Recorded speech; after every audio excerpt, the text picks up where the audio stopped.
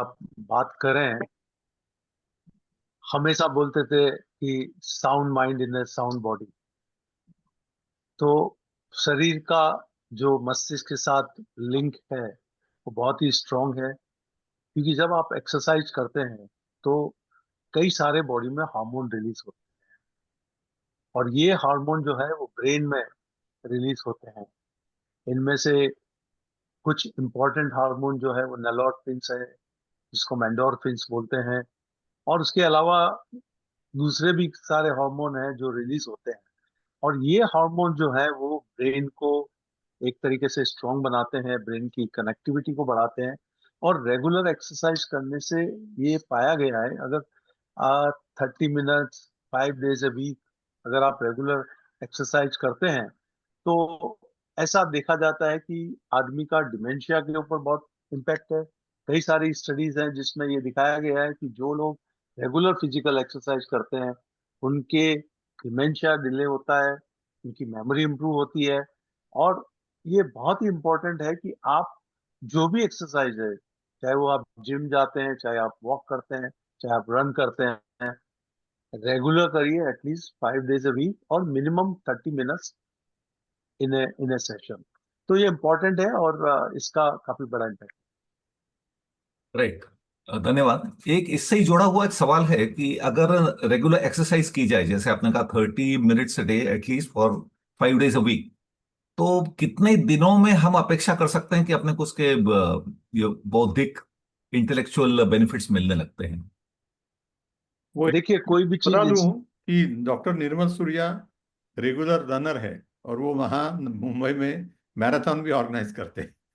तो हाँ। वो डॉक्टर निर्मल सूर्या काफी सालों से बहुत रेगुलर एक्सरसाइज करते हैं। राइट। देखिए, कोई भी चीज इंस्टेंट तो नहीं होती है। आप आज अगर बीज बोए तो आप कल पेड़ हो जाएगा, फल आ जाएंगे, ऐसा तो नहीं है। पर अगर आपने रेगुलर एक्सरसाइज की तो 3 से 6 महीने के अंदर आपको पता लगेगा कि आपकी बॉडी कैसे रिस्पॉन्ड कर रही है, बोथ फिजिकली, और आपकी जो रिएक्शंस हैं वो फास्ट हो जाते हैं। स्लोली आपको ऐसा लगने लगता है कि जो चीज में आप थोड़ा ज्यादा टाइम ले रहे थे वो फास्ट हो रही है। आपकी याददाश्त में भी आपको इम्पैक्ट आने लगता है, आपकी फ्रेशनेस में इम्पैक्ट आने लगता है। तो कम से कम 10 से 12 वीक के बाद में आपको उसका महत्व आने लगता है।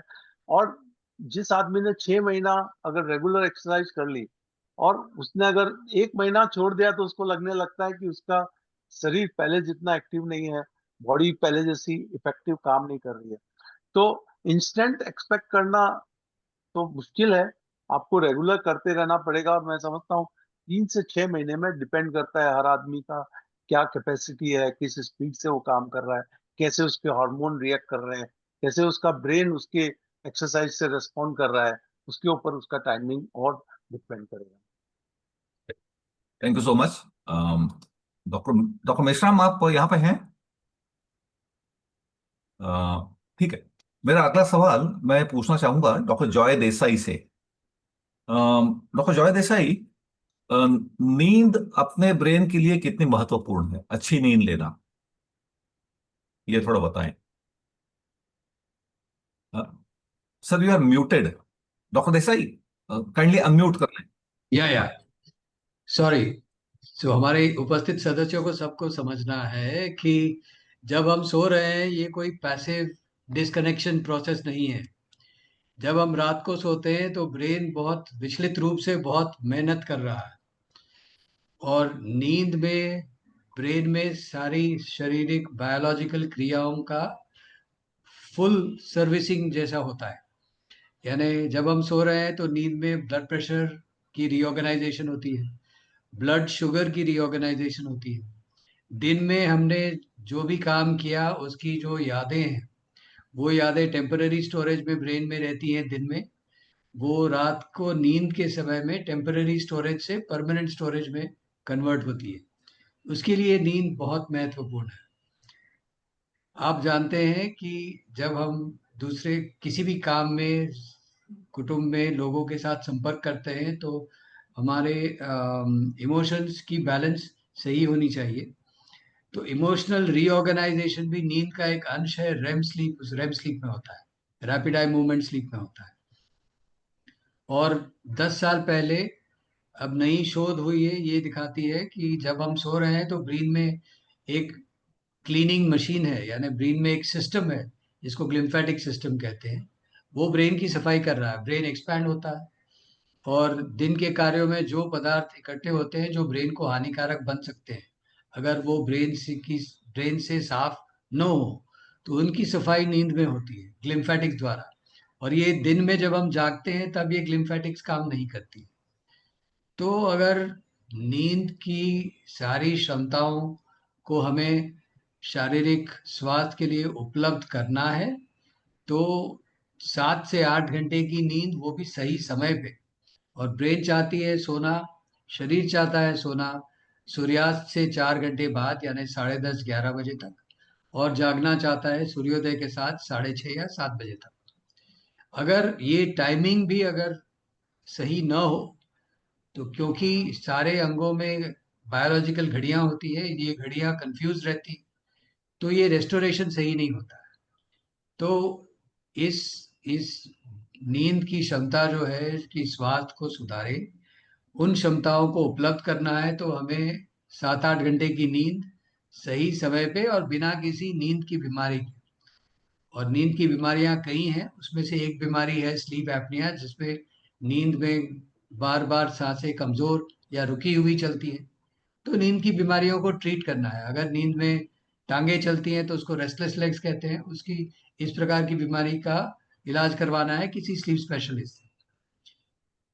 अगर इन तीन, और इसमें कंसिस्टेंसी कितनी है, यानी आप समझिए कि इसमें रेगुलरिटी और कंसिस्टेंसी सही हो, तो नींद की क्षमताओं की और उसका बेनिफिट पूरे रूप से उपलब्ध हो सकता है।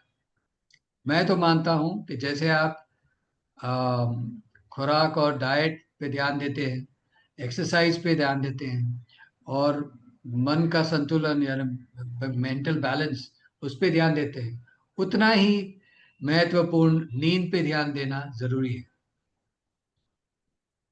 Right, thank you so much. इसका मतलब है नींद केवल आराम करने का समय नहीं है, बल्कि एक ब्रेन बहुत ही एक्टिवली खुद की और पूरे शरीर की, दिमाग की मदद करता रहता है। फुल बॉडी सर्विस, आप ये समझिए, full body service. Right, thank you so much. Doctor Meshram, मेरा अगला सवाल आपसे है कि अब पूरी दुनिया में ही पोल्यूशन बहुत फैल रहा है। हम लोग अक्सर अखबार में पढ़ते हैं कि पोल्यूशन इंडेक्स इस शहर का इतना हो गया, दिल्ली का सबसे ज्यादा है, वगैरह वगैरह। तो क्या पोल्यूशन भी ब्रेन को अफेक्ट करता है? Doctor Meshram, please unmute. हाँ। Thank you Sudhir. ये बहुत इम्पोर्टेंट एस्पेक्ट है ब्रेन हेल्थ का, क्योंकि पॉल्यूशन ब्रेन को बहुत अफेक्ट करता है। अभी जो विषय जो हॉट है वो है माइक्रोप्लास्टिक्स इन द ब्रेन। अभी मार्च में एक रिसर्च यूएस अमेरिका से पब्लिश हुआ है, उसमें ये पाया गया है कि हमारे ब्रेन में जो माइक्रोप्लास्टिक जमा हो जाते हैं। तो माइक्रोप्लास्टिक क्या होते हैं कि जिनका साइज 1 नैनोमीटर से 5 मिलीमीटर तक रहता है। तो जब हम 10 लाख नैनोमीटर करेंगे तो उसका 1 मिलीमीटर होता है, नहीं इतने सूक्ष्म होते हैं। तो और नैनो प्लास्टिक यानी जिनका साइज 1 नैनोमीटर से कम होता है। तो ये नैनोमीटर्स, नैनो प्लास्टिक और माइक्रो प्लास्टिक ब्रेन के अंदर जमा होते हैं।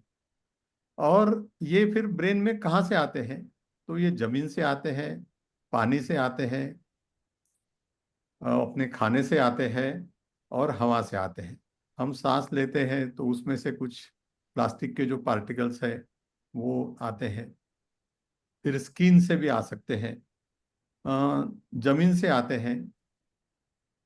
और जमीन से जो माइक्रोप्लास्टिक रहते हैं जमीन में, वो अपने वेजिटेबल्स और फ्रूट्स में जाते हैं। तो हम जब भी वेजिटेबल्स या फ्रूट्स खाते हैं तो ऐसे इसमें ऐसा पाया गया है कि जो कैरेट है, गाजर है और एप्पल है, उसमें सबसे ज़्यादा माइक्रोप्लास्टिक, करीब 1 लाख माइक्रोप्लास्टिक्स 1 ग्राम कैरेट या एप्पल में होते हैं।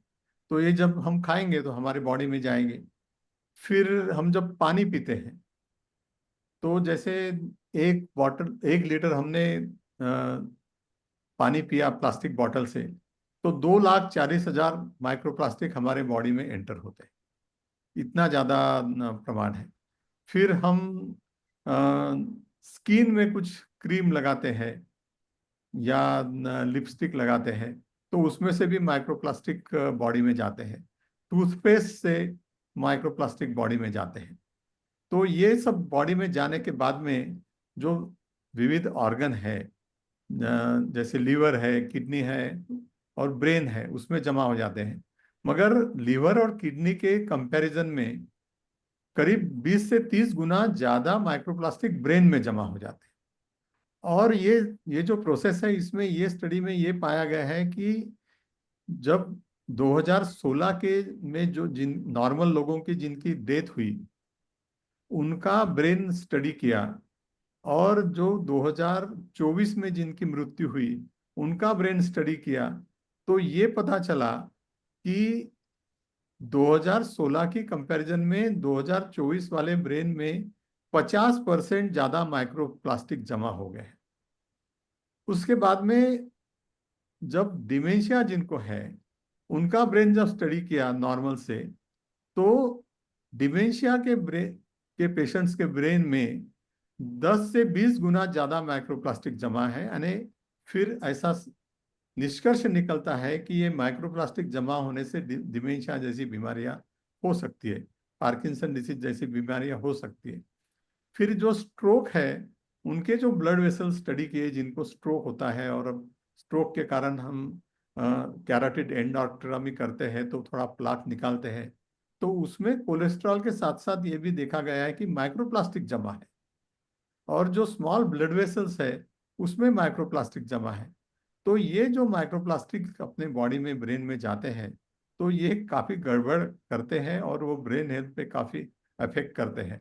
और ये दिन ब दिन हमारे आजू बाजू में अब प्लास्टिक तो रोज का ही अपना लाइफस्टाइल हो गया है, प्लास्टिक का यूज़ करना। हम होटल या रेस्टोरेंट से जब प्लास्टिक कंटेनर में फूड आता है और उसमें यदि उसमें ही गर्म करते हैं, तो कई मिलियंस ऑफ माइक्रोप्लास्टिक अपने बॉडी में चले जाते हैं। जब जैसे समुद्र में, तो ऐसा समझा है कि 24 ट्रिलियन माइक्रोप्लास्टिक्स और नैनोप्लास्टिक्स समुद्र में है। तो जो सी एनिमल्स है, फिश है, और ये हम जो सी फूड खाते हैं, तो वो पानी के साथ साथ माइक्रोप्लास्टिक लेते हैं अपने, उनके पेट शरीर में जाता है। और हम जब वो सी फूड खाएंगे तो वो माइक्रोप्लास्टिक हमारे ब्रेन में, हमारे बॉडी में चला जाएगा, और हमारी बॉडी से ब्रेन में डिपॉजिट हो जाएगा, और तरह तरह की ब्रेन की बीमारियां हो सकती है। तो ये बहुत समझना है कि ये जो माइक्रोप्लास्टिक का जो कहर अभी फैला है, और प्लास्टिक गवर्नमेंट ने पॉलीथीन बैग्स बैन किया है, मगर अभी भी हर जगह प्लास्टिक का बहुत ज़्यादा उपयोग है। और दूसरा इम्पोर्टेंट जो पॉल्यूशन है वो है एयर पॉल्यूशन। तो उसके कारण भी काफ़ी सारी बीमारियां, एयर पॉल्यूशन अभी ऐसा समझा जाता है कि स्ट्रोक के लिए या पैरालिसिस के लिए 30% रिस्क फैक्टर एयर पॉल्यूशन है। अपना दिल्ली जो है वो देश का कैपिटल है, मगर वो एयर पॉल्यूशन का भी कैपिटल है दुनिया का। तो दुनिया की जो हम यदि 30 मोस्ट पॉल्यूटेड सिटीज ले लिए, तो उसमें 15-20 सिटीज इंडिया की है। तो ये, और उसमें एक रिसर्च ऐसा आया था कि दिल्ली में यदि तुम सांस लेते हो, तो ये समझ लो कि आप 27 सिगरेट रोज पीते हो, बिना सिगरेट पीने वाले लोग। तो इतना ज़्यादा पॉल्यूटेड एयर पॉल्यूशन अपने कंट्री में है, और उसके कारण स्ट्रोक की बीमारियां, पार्किंसंस, डिमेंशिया, ऑटिज्म, ये सब एयर पॉल्यूशन के कारण होता है। तो ये पॉल्यूशन का बहुत इम्पोर्टेंस है, और ये एनवायरनमेंट को हमको, एनवायरनमेंट के बारे में सजग रहना, एनवायरनमेंट को प्रोटेक्ट करना, ये बहुत इम्पोर्टेंट बात है। राइट, धन्यवाद डॉक्टर मेश्राम। ये जो आपने सारे आंकड़े बताए, जो सब बताया, ये काफी, मैं ऐसा कहूंगा, बहुत डरावना है। और मेरे ख्याल से इसका मतलब ये भी हुआ कि हर व्यक्ति को कोशिश करनी चाहिए कि अपने अपने ढंग से जैसे पोल्यूशन कम रखने में मदद कर सके। प्लास्टिक का इस्तेमाल है या बाकी जो भी चीजें एनवायरनमेंट को पॉल्यूट करती हैं, मेरे ख्याल से हर नागरिक का कर्तव्य बन जाता है कि इसको अपनी ओर से कम से कम रखने की कोशिश करें। मेरा अगला सवाल है डॉक्टर बत्रा के लिए। डॉक्टर ध्रुव बत्रा एक नागपुर के जाने माने न्यूरोलॉजिस्ट हैं। डॉक्टर बत्रा, आजकल शराब का सेवन काफी एक आम चीज हो गई है। हम लोग देखते हैं कि यंगस्टर्स में भी, कॉलेज गोइंग स्टूडेंट्स में अल्कोहल लेना एक काफी आम बात हो गई है। और अल्कोहल के बारे में कई ऐसी लोगों की धारणाएं हैं। उनमें से एक धारणा है कि आप अगर केवल इतना ही अल्कोहल लेते हैं, रोज 60 ml ही लेते हैं, तो इससे कोई नुकसान नहीं है, वगैरह वगैरह ऐसी अलग अलग बातें हम लोग सुनते हैं। तो ड्रिंक लेने वालों में क्या ऐसे कोई सेफ लिमिट है? ऐसे कोई लिमिट है कि उससे कम अगर आप लेंगे तो आपका ब्रेन या आपकी बॉडी सुरक्षित रहेगा? सर बहुत बहुत धन्यवाद। आपने एक बहुत ऐसा प्रश्न पूछा है, शायद इसका जवाब बहुत हमारे श्रोताओं को पसंद ना आए। अल्कोहल की कोई भी सेफ लिमिट नहीं है। WHO ने 4 जनवरी 2023 को, आज से लगभग 2 साल पहले, ये विषय क्लियर कर दिया था कि अल्कोहल की कोई सेफ लिमिट नहीं है। तो इसका मतलब यह है कि पहले हम कहते थे कि 14 यूनिट अल्कोहल एक हफ्ते में पीना सेफ है। 14 यूनिट का मतलब क्या होता है, एक अंदाज मैं आपको देना चाहूं कि 1 यूनिट मतलब आप मान के चलिए कि एक 30 ml का हार्ड लिकर का पेग या विस्की वोडका जिसमें 40% अल्कोहल है, तो ये 1 यूनिट हुआ करता था। तो ऐसे 14 यूनिट अगर आप हफ्ते में लेते हैं तो ऐसा कहा जाता था कि सेफ है। बट अभी ऐसी कोई भी सेफ लिमिट नहीं है, क्योंकि हर आदमी को उतने ही प्रमाण का 14 यूनिट का कितना डेंजर है ये हर आदमी के लिए अलग है। कोई व्यक्ति ये 14 यूनिट हफ्ते में लेके ये ना समझे कि मुझे कुछ होगा नहीं। तो ये बात मैं पहले क्लियर कर देना चाहता हूँ। दूसरी बात, अल्कोहल के कई इनडायरेक्ट साइड इफेक्ट्स होते हैं, जैसे कि आप अगर देखेंगे कि भारत देश में सबसे बड़ा यंग पुरुषों का डेथ का कारण है रोड ट्रैफिक एक्सीडेंट। और अगर आप रोड ट्रैफिक एक्सीडेंट में जाएंगे तो सबसे कॉमन कारण होता है कि ड्रंकन ड्राइविंग। अगर आप शराब पी के गाड़ी चलाते हैं तो ये इनडायरेक्ट उसका एक बहुत बड़ा, हमारे देश पे एक बहुत बड़ा उसका बर्डन है कि हमारा जो युवा है, जो हमारे देश की रीढ़ है, नींव है, उसका मैक्सिमम डेथ का कारण ना कोई हार्ट अटैक ना कोई कैंसर है, बट कि रोड एक्सीडेंट है, जिसमें शराब का बहुत बड़ा योगदान है। तो इसीलिए मैं कहूंगा कि इसका कोई सेफ लिमिट नहीं है। और हमारी जो थीम है कि ऑल एजेस, मतलब जो शिशु गर्भाशय में पल रहा है, हम बहुत बार जानते हैं कि यंग एज में, मैरिजेबल एज में, लेडी आजकल फीमेल्स में भी थोड़ा अल्कोहल का इंटेक कॉमन हो गया है। और बहुत बार 2 महीने तक पता नहीं चलता है कि हमें, जब तक पीरियड्स मिस नहीं हो जाते, उन्हें पता नहीं चलता है कि वो प्रेग्नेंट है। तो इस एक 6 हफ्ते 2 महीने में भी अगर उन्होंने अल्कोहल लिया है तो आपके पेट में जो गर्भाशय में जो शिशु पल रहा है उसको भी आगे चल के हानि हो सकती है, जिसे फीटल सिंड्रोम कहा जाता है। तो शराब के तो कई साइड इफेक्ट्स है, ये हम लोग सब जानते हैं, पर इसकी कोई सेफ लिमिट नहीं है, मैं दोहराना चाहूंगा। और हर व्यक्ति ने कोशिश करना चाहिए कि इससे जितना वो बचने की कोशिश करे वो उतना ही उनके लिए बेहतर है। डॉक्टर बत्रा, अब उससे जुड़ा हुआ सवाल, कई लोग आकर ये बताते हैं कि डॉक्टर साहब मैंने अब ड्रिंक लेना बंद कर दिया है, मैं केवल बियर लेता हूं आजकल, या मैं केवल वाइन लेता हूं। तो ये करना उचित है क्या?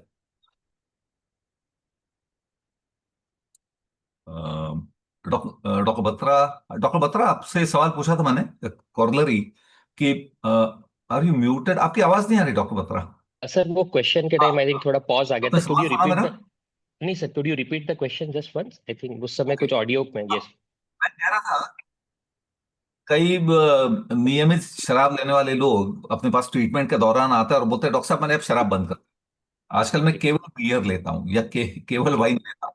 इसके बारे जी में सर। आपका क्या कहना है? सर जैसा मैंने आपको कहा कि लोगों को ये समझना जरूरी है कि एक, अगर आप 500 ml का कैन लेते हैं बियर का, तो ये ऑटोमेटिकली आपका अराउंड 3 to 6 यूनिट्स हो जाता है।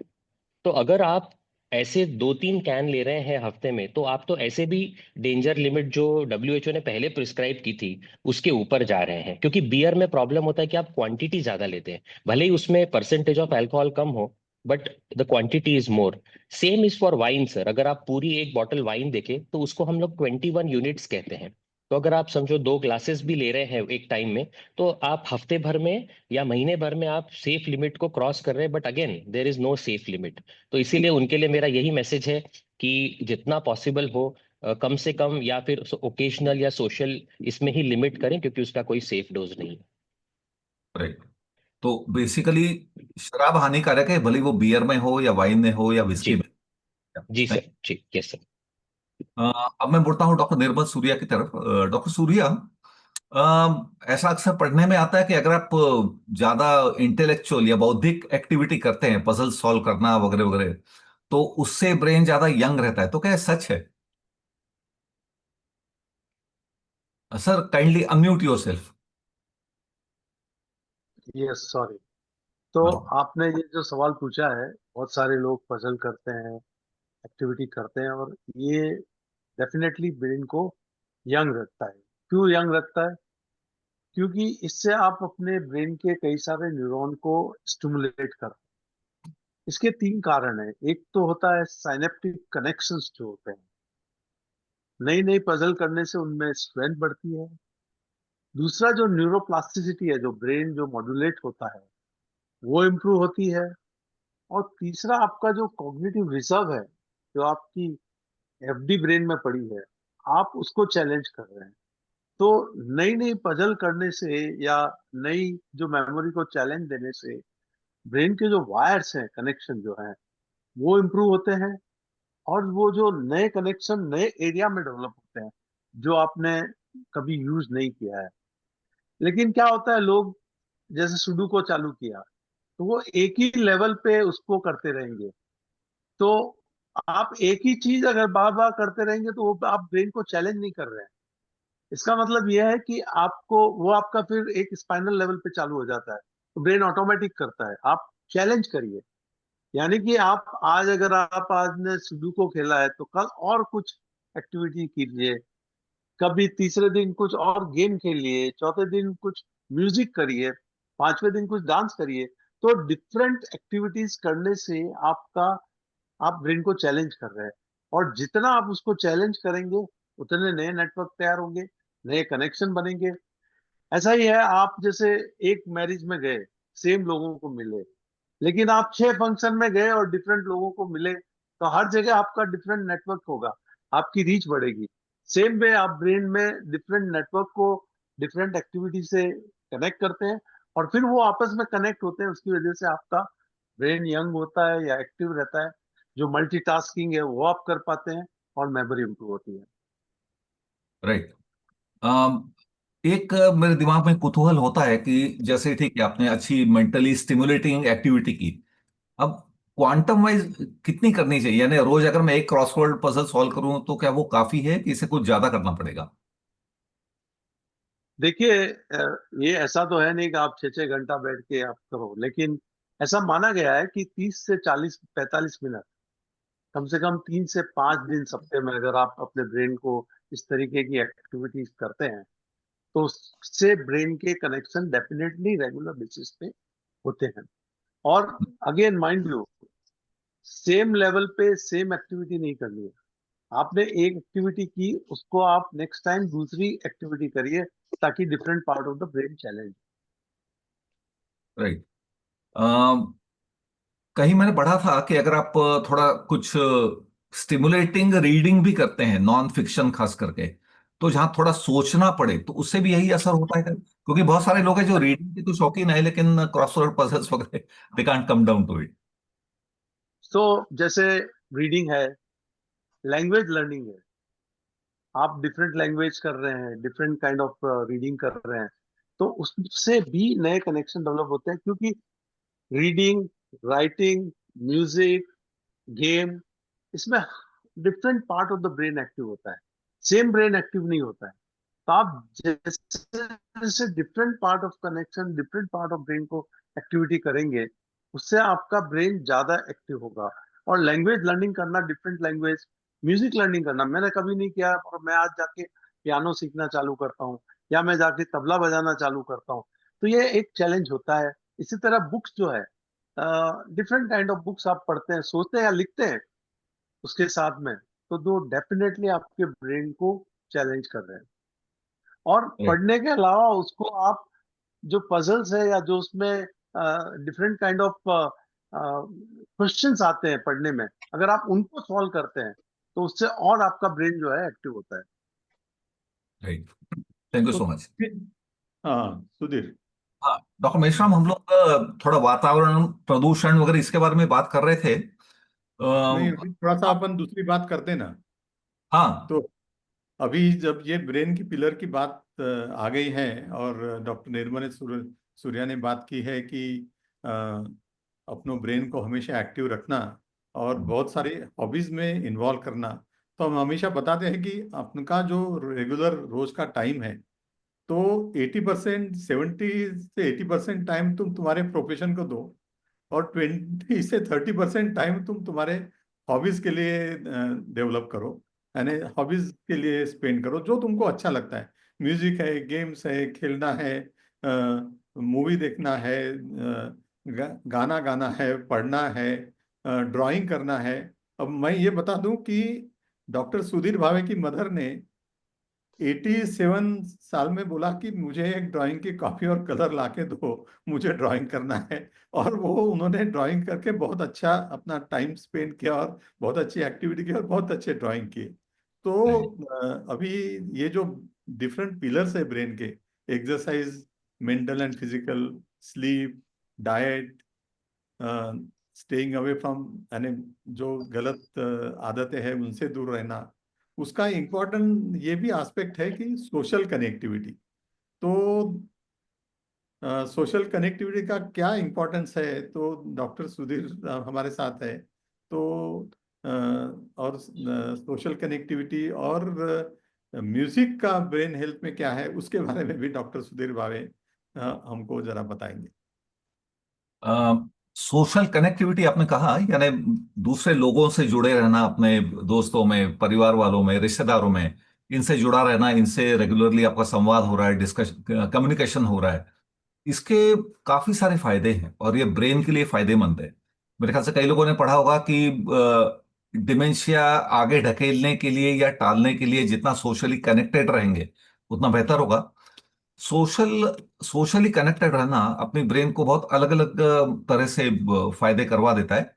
जैसे जब भी हम लोग किसी के साथ संवाद करते हैं, किसी मान लो दोस्त के साथ संवाद कर रहे हैं, चर्चा कर रहे हैं, तो उससे अपने ब्रेन को इंटेलेक्चुअल स्टिमुलेशन मिलता है। तो आप कुछ सोचने पे मजबूर होते हैं, उत्तर तय करने के लिए मजबूर होते हैं, तो एक इंटेलेक्चुअली यू आर स्टिमुलेटेड जब आप सोशली कनेक्टेड रहते हैं। दूसरा यह है कि इमोशनल रेगुलेशन, यानी भावनाओं को नियंत्रित करना, भावनाओं को सही मात्रा में व्यक्त करना, सोशली कनेक्टेड रहने से यह भी एक बना रहता है। यानी अगर मेरा किसी का साथ संवाद हो रहा है तो अपनी भावनाएं कितनी दिखाऊं, कितनी कितनी नहीं दिखाऊं, कितना छुपाऊं, तो ये सारा अपना ब्रेन उस समय काम करता रहता है। और खासकर जहां पे भावनाएं पॉजिटिव है, जैसे किसी का सपोर्ट आपको मिल रहा है, आपका कोई दोस्त है जो आपके साथ काफी सपोर्टिव है, तो उससे फिर क्या होता है कि उससे अपना दिमागी तनाव कम होता है। और एक अच्छे मित्र के साथ समय बिताने के बाद जो तनाव कम होता है, आप हंसते हैं, खेलते हैं, ठहाके लगाते हैं, तो तनाव के अपने मस्तिष्क पे होने वाले कई विपरीत परिणाम है, नेगेटिव इफेक्ट्स हैं, वो ऑटोमेटिकली कम हो जाते हैं। सोशली कनेक्टेड जो लोग रहते हैं, ऐसा देखा गया है कि उनके ब्रेन में कुछ कुछ केमिकल्स हैं, जैसे डोपामिन है, सीरोटोनिन है, ऑक्सीटोसिन है, ये इनका रिलीज ज्यादा हो जाता है। और ये सारे जो केमिकल हैं वो अपने को खुश रखने के लिए, अपने अपने मन में एक वार्मथ, गर्मजोशी पैदा करने के लिए ये बहुत आवश्यक है। और एक आखिरी फायदा यह है कि सोशली कनेक्टेड जो लोग होते हैं उनमें देखा गया है कि ब्रेन का इन्फ्लेमेशन ये कम होता है। इन्फ्लेमेशन यानी एक तरह की ब्रेन की जो कोशिकाएं हैं, सेल्स हैं, उनमें कह लीजिए कि थोड़ी सूजन सी आ जाती है, तो वो इन्फ्लेमेशन कम होता है। जो लोग अकेले रहते हैं, लोनली हैं, उनका कोई सगा संबंधी आसपास नहीं है, किसी से कम्युनिकेशन नहीं हो रहा है, तो ऐसे लोगों में ब्रेन का इन्फ्लेमेशन ज्यादा पाया जाता है और इससे कई ब्रेन की डीजनरेटिव बीमारियां जैसे डिमेंशिया है, तो इनको बढ़ावा मिलता है। ये बीमारियां पहले हो सकती हैं। तो डॉक्टर मिश्रा, यानी मोटा मोटी सोशली कनेक्टेड रहना अपने न केवल अपने भावनाओं के लिए, इमोशंस के लिए, बल्कि अपने ब्रेन हेल्थ के लिए भी बहुत ही आवश्यक है। और नए नए लोगों से मिलना, नई नई बातें लोगों से सीखना, और सोशल एक्टिविटीज में पार्टिसिपेट करना, राइट। ये भी बहुत इंपॉर्टेंट है। Thank you doctor Bhave. No अभी आप आगे आगे चलो, आगे बढ़ो। आपने जो कहा उससे मुझे याद है, डॉक्टर निर्मल सूर्या ने कहा था कि गो ऑन चैलेंजिंग योरसेल्फ, उसी में न अटके रहें, यानी उन्हीं दोस्तों को मिल रहे हैं, इसके बजाय बजाय जैसा आपने कहा कि नए नए दोस्त बनाएं, नए ग्रुप्स में मूव करें, आई थिंक बहुत इंपॉर्टेंट है। हाँ, तो डॉक्टर मिश्रा, मैं फिर से एनवायरनमेंट की ओर आ रहा हूँ कि आजकल हम लोग देखते हैं कि कई सारे एनवायरनमेंट्स बड़े नॉइजी रहते हैं, बहुत शोरगुल होता है। अब जैसे फैक्ट्रीज हैं, इंडस्ट्रीज हैं, या आजकल डीजे चलते हैं पार्टियों में, या खासकर कई यंगस्टर्स कानों में ईयरफोन लगाए रहते हैं और बड़ा लाउड म्यूजिक सुनते हैं। तो क्या शोर शराबा और क्राउडेड एनवायरनमेंट, जैसे जहां बहुत सारे लोग एक कम जगह में रह रहे हैं, तो क्या इनका भी अपने ब्रेन पे गलत परिणाम होता है? हाँ, ये बड़ा इम्पोर्टेंट सवाल पूछा है आपने कि ये जो नॉइज है उसका इम्पैक्ट होता है, वो अपना कंसंट्रेशन कम हो जाता है, तुम्हारी एकाग्रता कम हो जाती है। मैं ये बताऊंगा कि अल्बर्ट आइंस्टाइन, जिनको नोबेल प्राइज मिला था, जब भी उनको कुछ सोचना रहता था, हम स्विट्जरलैंड गए थे तो उन्होंने बताया कि अ, जो गाइड था उसने बताया कि जब आइंस्टाइन ये लेक में से वो बोट में बैठते थे और वो लंबी दूर तक वो बोट में चले जाते थे कि कोई मेरे को मुझे नॉइज नहीं चाहिए, कोई डिस्टरबेंस नहीं चाहिए। तो वो अकेले फिर वो उसमें घंटा, 2 घंटे, 3 घंटे वो बोट में सैर करते थे और वो सोचते थे, कुछ नोट डाउन करते थे, उनके साथ एक कॉपी रहती थी। तो ये बड़ा जरूरी है। फिर ये भी समझा गया है कि जो लोग नॉइसी एनवायरनमेंट में रहते हैं, जैसे एयरपोर्ट के पास जिनके घर है, उसमें वहां पे बच्चों को ऑटिज्म स्पेक्ट्रम डिसऑर्डर के डिसीजेस ज्यादा होते हैं, एबॉर्शन का परसेंटेज ज्यादा होता है, और नॉइज पॉल्यूशन से डेफनेस, कंडक्टिव डेफनेस काफी पाया गया है। तो डेफनेस होने के कारण उसका भी इम्पैक्ट ब्रेन के ऊपर होता है। तो ये जो चीजें हैं जहाँ नॉइज होता है तो तुम्हारा कंसंट्रेशन पे इफेक्ट पड़ता है, मेमोरी पे इफेक्ट पड़ता है, और ओवरऑल वर्किंग पैटर्न पे उसका इफेक्ट पड़ता है। राइट।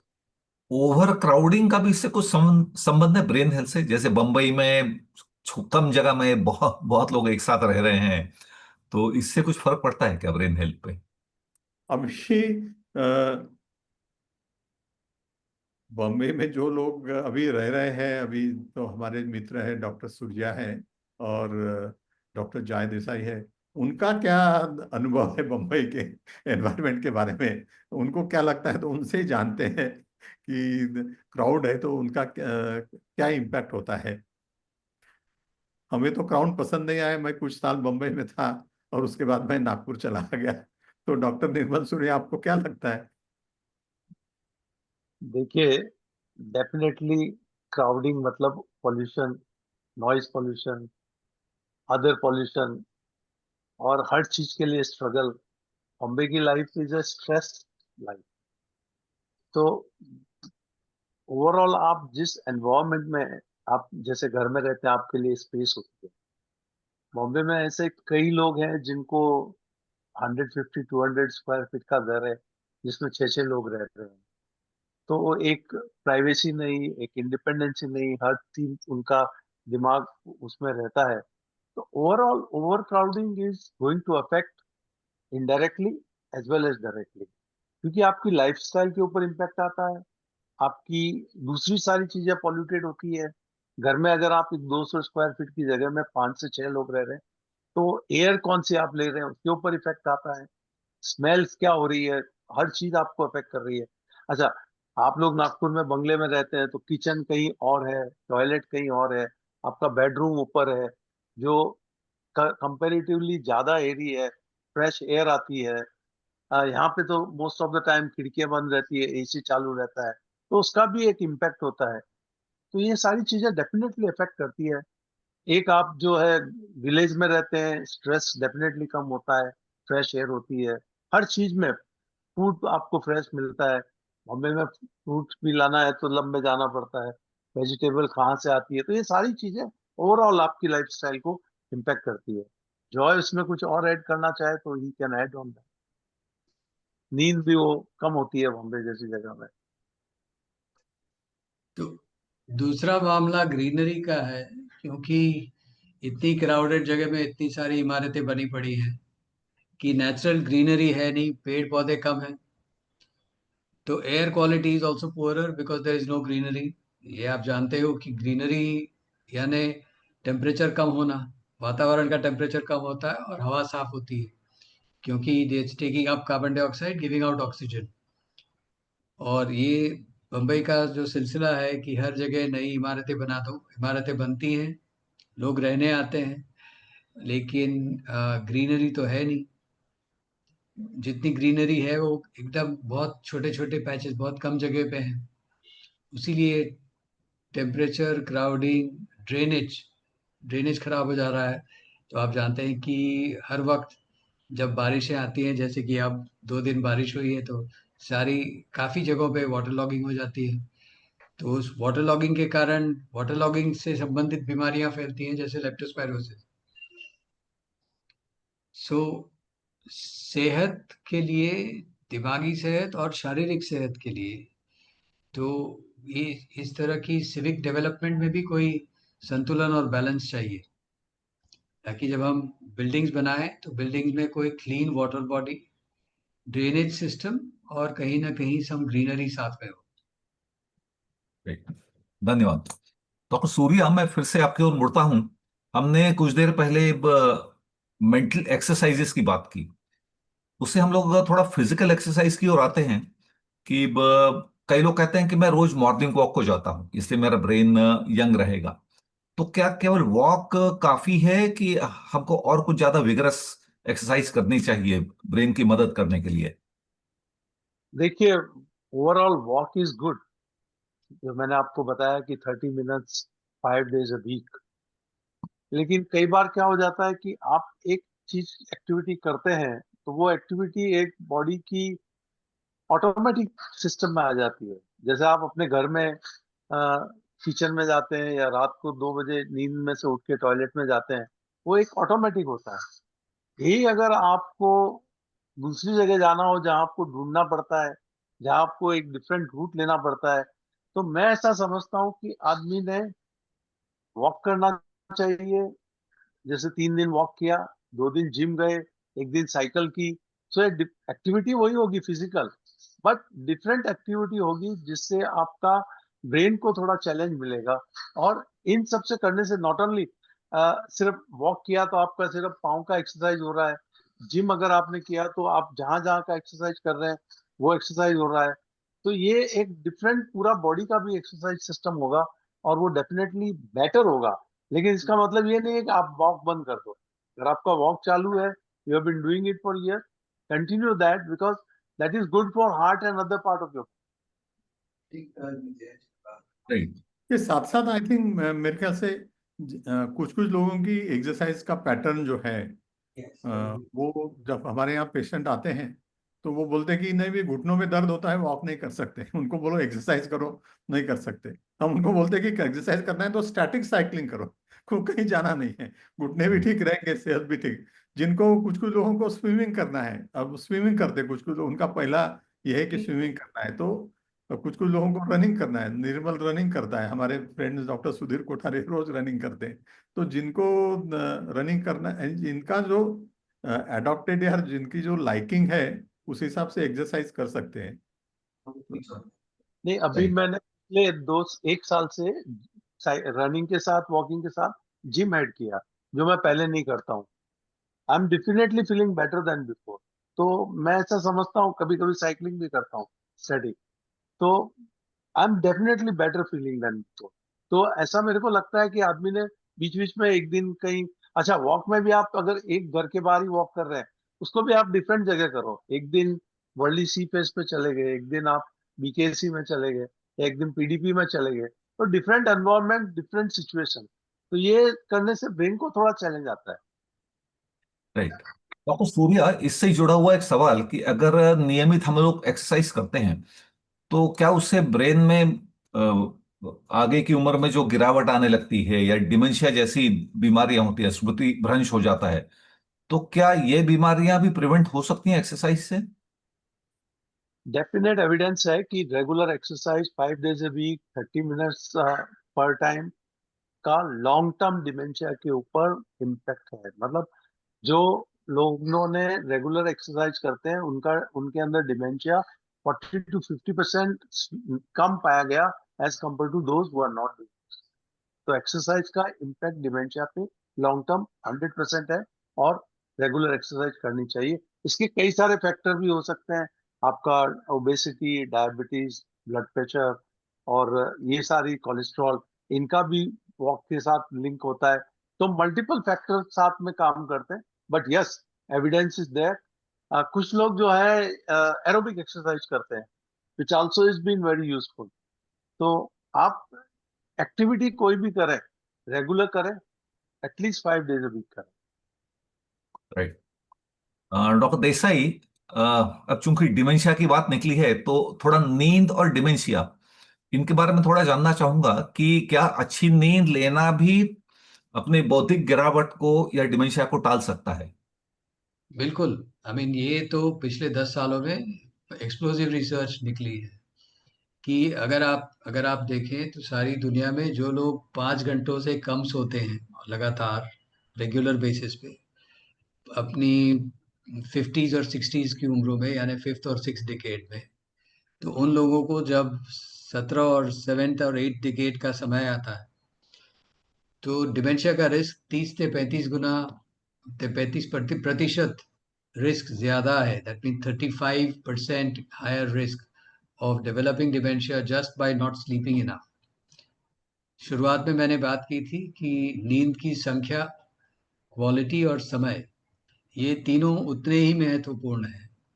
और उसमें निर्धारित कंसिस्टेंसी, यानी अगर नियंत्रण हो और रेगुलर कंसिस्टेंसी हो तो ही ये नींद के बेनिफिट्स दिमागी सेहत के लिए उपलब्ध हैं। और इसके कई सारी मैकेनिज्म्स है। उसमें सबसे महत्वपूर्ण है जो बात की हमने कि ब्रेन में सफाई होती है, लेकिन उसके अलावा भी ब्लड प्रेशर, डायबिटीज की रेगुलेशन भी सही नींद से सुधरती है।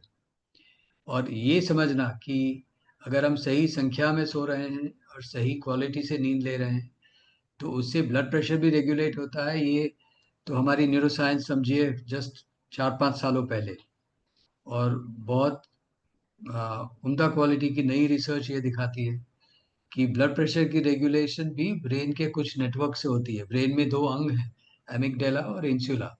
वो हमारे फ्रंटल लोब से कुछ संपर्क रखते हैं नींद द्वारा।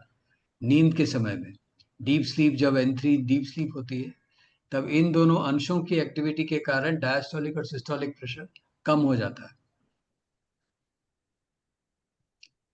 राइट। मेरे ख्याल से आपने बहुत जरूरी जानकारी दी है। मेरे ख्याल से खासकर आज के युग में, जबकि नींद लोगों की बहुत कम होने लगी है, देर रात तक जागना, टीवी देखना, मोबाइल पे लगे रहना। मेरा एक पेशेंट मुझे कह रहा था कि डॉक्टर साहब, मैं जल्दी सो नहीं पाता हूँ क्योंकि एकता कपूर जगा के रखती है, और सुबह देर तक नहीं सो पाता क्योंकि रामदेव बाबा उठा देते हैं। तो तो ये एकता कपूर और रामदेव बाबा ही उनकी सेहत बिगड़ने के राज बन सकते हैं। अब नहीं तो ये जो लेट जागना और सही जल्दी उठना, क्योंकि या तो दिन में बाबा रामदेव हैं या कहीं काम पे जाना है, हम्म, तो इस प्रकार की जिंदगी रोजाना जीना, इसको हम सोशल जेट लैग कहते हैं। और ये जो नाम है सोशल जेट लैग, वो इसलिए बना है क्योंकि उसकी सेहत पे बुरी असर इस तरह से होती है कि ब्लड प्रेशर बढ़ता है, डायबिटीज बढ़ती है, और दिमागी बीमारियां जैसे कि डिप्रेशन, उसके रिस्क बढ़ते हैं, वेट गेन होता है। और आप आश्चर्यचकित हो जाएंगे कि ब्रेस्ट और लंग कैंसर के रिस्क भी बढ़ते हैं, क्योंकि जो हर अंग के अंशों में जो सेल कक्ष होता है, सेल कहते हैं, उसमें एक एक बायोकेमिकल पदार्थ है, इसको ऑन्कोजीन ट्रांसक्रिप्टेज कहा जाता है। यानी हमारे कक्षों में एक ऑन्कोजीन ट्रांसक्रिप्टेज है जो सेल की ज्यादा डेवलपमेंट को रोके रखता है। उसकी सेहत के लिए नींद जरूरी है। जब हम कम सोते हैं तो ऑन्कोजीन ट्रांसक्रिप्टेज बढ़ जाते हैं और कैंसर का रिस्क बढ़ता है। तो ये जो आप सुन रहे हैं आजकल की कैंसर की बीमारियां, कैंसर का नाम बीमारियों की डायरेक्टरी में बहुत फ्रीक्वेंटली ये नाम लिया जाता है। तो इसका एक कारण, बहुत सारे कारण हैं, लेकिन एक कारण सही नींद न लेना वो भी बनता है। और ये सारी रिसर्च कैलिफोर्निया में बर्कली में एक Helen Wells institute of sleep medicine है, वहां से निकली। राइट। डॉक्टर देसाई, कुछ लोग कहते हैं कि मेरी हफ्ता भर नींद कम हुई तो कोई बात नहीं, क्योंकि मैं रविवार को ज्यादा सो लूंगा, वीकेंड को ज्यादा सो लूंगा। तो क्या वीकेंड को ज्यादा सोना बैलेंस कर पाता है 5 दिन नहीं जॉब? कर पाता है। हम तो ये मानते हैं कि जब आप 1 घंटा भी नींद एक रात को आप खो बैठे, तो वो नॉन परफॉर्मिंग एसेट जैसा एंटिटी है, बायोलॉजिकल नॉन परफॉर्मिंग एसेट। यानी एक बार वो अंश निकल गया तो वापस कभी नहीं आने वाला है। उसका जो बायोलॉजिकल बेनिफिट था, जो प्राकृतिक बेनिफिट है नींद का, वो वापस नहीं आएगा। It's gone for ever. It's an NPA. तो नींद खोना वो वापस नहीं आता है। वो आप ये समझिए, आपने किसी को पैसे दे दिए, वो कभी वापस नहीं आएंगे। तो ये समझ बिल्कुल गलत है। अगर ये समझ कोई कहता भी है तो मैं आपको इत्मीनान से कह सकता हूँ कि बिल्कुल गलत है। थैंक यू और सो मच। ये भी स्टूडेंट्स के लिए बता दें कि जो वो पढ़ते हैं वो मेमोरी में जब वो सोते हैं तभी जाता है। मेमोरी स्टोरेज का जो काम है वो ड्यूरिंग स्लीप होता है। बिल्कुल। हाँ, और तो बच्चे बहुत कम समय सोते हैं और ज्यादा पढ़ाई करते हैं। तो समझो 15 घंटे 10 घंटे पढ़ाई किए और 2-3 घंटे सोए, तो 5-6 घंटे की पढ़ाई तो वेस्ट हो जाती ना। हम हम स्कूल में भी यही बच्चों को बताते हैं कि एग्जाम के अगले दिन तो रात को जल्दी सोना है, ताकि आपने जो सारी टर्म में पढ़ाई की, उस पढ़ाई की कंसोलिडेशन भी अच्छी नींद से ही फिर दूसरे दिन वापस जब रिकॉल करना है तब निकलती है। इसके भी बहुत अम, उच्च प्रकार की रिसर्च और उसकी स्टडीज ऑलरेडी छप चुकी हैं, लेकिन कोई उसके बारे में बात नहीं करते। राइट। मेरे ख्याल से बहुत जरूरी जानकारी है, क्योंकि खासकर यंग लोगों में, विद्यार्थियों में ये काफी आमतौर पे देखा जाता है कि उनको लगता है कि बहुत पढ़ाई करेंगे, रात को कम सोएंगे तो पढ़ाई ज्यादा होगी, पर ये गलत है। अच्छी नींद अच्छे परफॉर्मेंस के लिए कितनी जरूरी है, ये बात बहुत लोग जानते नहीं है। सही समय की नींद, ये हमारा मोर्चा होना चाहिए। हम्म। नींद सही समय पे, खाना सही समय पे। आप राइट। नहीं मानेंगे, लेकिन अगर आप रात का खाना 9:30-10 के बाद लेते हैं तो उससे नींद की क्वालिटी लगातार बिगड़ती है। वो भी बहुत clearly it has been studied. So we अच्छा, कांट एक ईट लेट। आइडियली जो जैसे जैन्स करते हैं कि 7-7:30 बजे तक लास्ट मील हो जाती है, वो नींद के लिए सबसे उत्तम है। राइट। अभी बात क्वालिटी नींद की नींद के लिए। की है, तो सुधीर, हाँ। एक बड़ा इंपॉर्टेंट एस्पेक्ट है नींद नहीं होने का, वो सेल फोन। तो सेल फोन के क्या क्या डिसएडवांटेज है स्टूडेंट्स के लिए, बच्चों के लिए, और क्या प्रॉब्लम है? ये कुछ एडिक्शन देखा गया है, तो उसके बारे में आपको क्या लगता है? सेल फोन अब एक बहुत ही काम की, और मैं कहूँगा वंडरफुल टेक्नोलॉजी है। यानी एक इतने से टुकड़े में जो कुछ क्षमताएं हम देखते हैं, I mean it's wonderful. But आजकल ये बहुत ही आम बात है कि सेल फोन का गलत इस्तेमाल, सेल फोन का ज्यादा इस्तेमाल, ये बहुत ही कॉमन हो गया है। यानी आए दिन हम में से हर डॉक्टर ऐसे कई मरीज देखता है कि या तो वो मरीज खुद रोज 6 8 10 घंटे सेलफोन देख रहा है, या ऐसे बच्चों को लाते हैं और कहते हैं कि डॉक्टर साहब ये 10 12 घंटे रोज सेलफोन देखता है। सेलफोन अगर लिमिट में इस्तेमाल किया जाए तो दिक्कत नहीं है, लेकिन ज्यादा अगर इस्तेमाल किया जाए तो उसके बहुत सारे नुकसान हैं। अब कुछ अगर मैं बताना चाहूं तो एक है कि सेलफोन के ज्यादा इस्तेमाल से खासकर यंग लोगों में कंसंट्रेशन कम हो जाता है, एकाग्रता कम हो जाती है। सेलफोन पे हम लोग जो भी देखते हैं वो आमतौर पे इमेजेस बड़ी फास्ट मूविंग होती हैं, थ्रिलिंग होती हैं, फटाफट रंग बदलते हैं, इमेज बदलती है। तो क्या होता है कि एक ढंग से ब्रेन को उतने स्टिमुलेशन की आदत हो जाती है। I mean to keep happy the brain has, brain को उतना ही स्टिमुलेशन लगातार मिलना चाहिए। अब सेलफोन बगल में रख दिया तो बाहरी दुनिया में उतना स्टिमुलेशन मिलता नहीं है, तो फिर ब्रेन वो स्टिमुलेशन यहाँ वहां ढूंढने लगता है, जो कि उतना मिलना संभव नहीं है। तो किसी काम पे फोकस कर पाना ये बड़ा मुश्किल हो जाता है। दूसरा है कि याददाश्त में वास्तव में कमी आती है, मेमोरी आस्ते आस्ते कम होने लगती है। सेल फोन पे अक्सर मल्टीटास्किंग होता रहता है, यानी हम लोग फटाफट अलग अलग चीजें ब्राउज करते रहते हैं, तो अपनी जो जिसको हम लोग वर्किंग मेमोरी कहते हैं वो एक तरह से ओवरलोड हो जाती है। उस समय जब हम लोग सेल फोन का इस्तेमाल कर रहे हैं। तो ओवरलोडेड वर्किंग मेमोरी जो है वो जो काम की बातें हैं उनको अंदर ग्रहण नहीं कर पाती। कुछ देर पहले ही डॉक्टर मिश्रा ने नींद और सेलफोन इसका जिक्र किया था। एक एक वैज्ञानिक तथ्य है जो पता होना बहुत आवश्यक है कि सोने तक या बीच रात में उठ के अगर सेलफोन का इस्तेमाल किया जाए तो उससे नींद कम होती है। उसका एक कारण यह बताया जाता है कि सेलफोन में से जो रोशनी आती है, एक ब्लू लाइट नाम टाइप की रोशनी आती है, वो अपने ब्रेन में जो नींद पैदा करने वाला हार्मोन है मेलेटोनिन, उसको ब्लू लाइट दबाती है। तो उससे क्या होता है कि नींद आना पोस्टपोन हो जाता है। यानी ऐसा समझे कि आपको अगर अब 11 बजे नींद आना चाहिए थी तो वो 1-2 बजे तक आएगी नहीं। तो एक बड़ा सादा सा नियम है कि सोने के कम से कम 1 घंटा पहले सेलफोन या सारी डिवाइसेस बंद होनी चाहिए। सेलफोन है, लैपटॉप है, टेलीविजन है, बिल्कुल सोने के पौने 1 घंटे। बिल्कुल हाँ। और बिल्कुल। और ये भी जरूरी है कि सेलफोन बेडरूम के बाहर रखना है।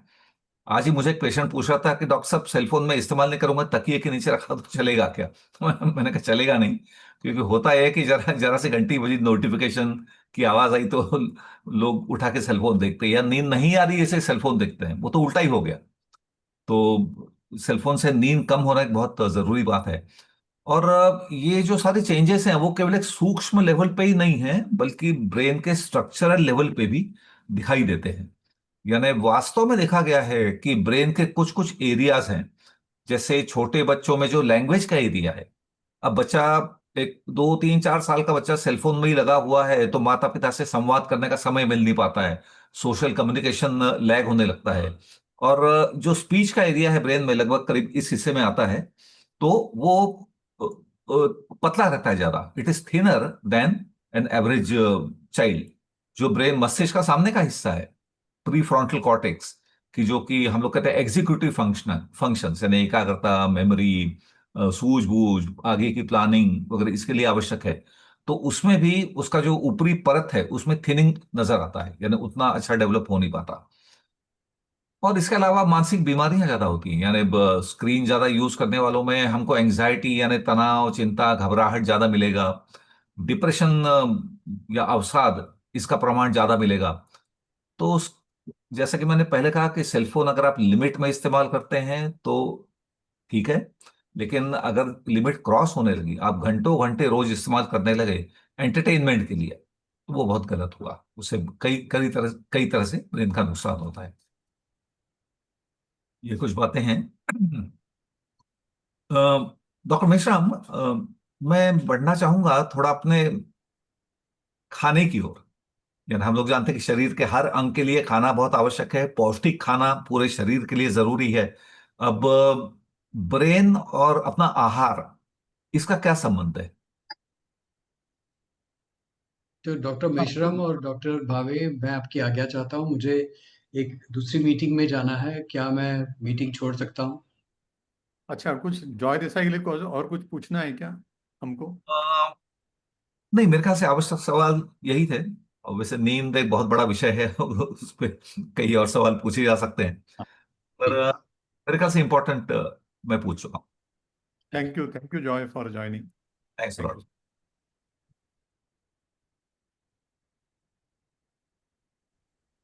हाँ तो सुधीर ने जैसे बात किया डाइट की, तो ये बहुत इम्पोर्टेंट है।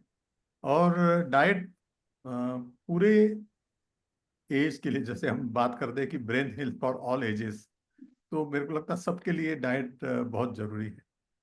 और कुछ सालों में हमने देखा गया है कि ये डाइट का जो 2016 में सर्वे हुआ था, ग्लोबल डिसीज का एनालिसिस हुआ था, तो उसमें रॉन्ग डाइट ये प्रमुख कारण, यानी स्मोकिंग, टोबैको, उससे भी रॉन्ग डाइट यानी प्रमुख कारण बीमारियों का पाया गया था। तो उसमें ब्रेन के संबंध में और या डाइट के संबंध में तीन चीजें बड़ी इंपॉर्टेंट है कि कितना खाना है, कब खाना है, और क्या खाना है। ये तीनों चीजें बहुत इंपॉर्टेंट है। और ये मैं बता दूं कि भूख जो लगती है वो पेट से नहीं लगती, भूख जो लगती है वो ब्रेन से लगती है, क्योंकि खाने का जो केंद्र है वो ब्रेन में होता है।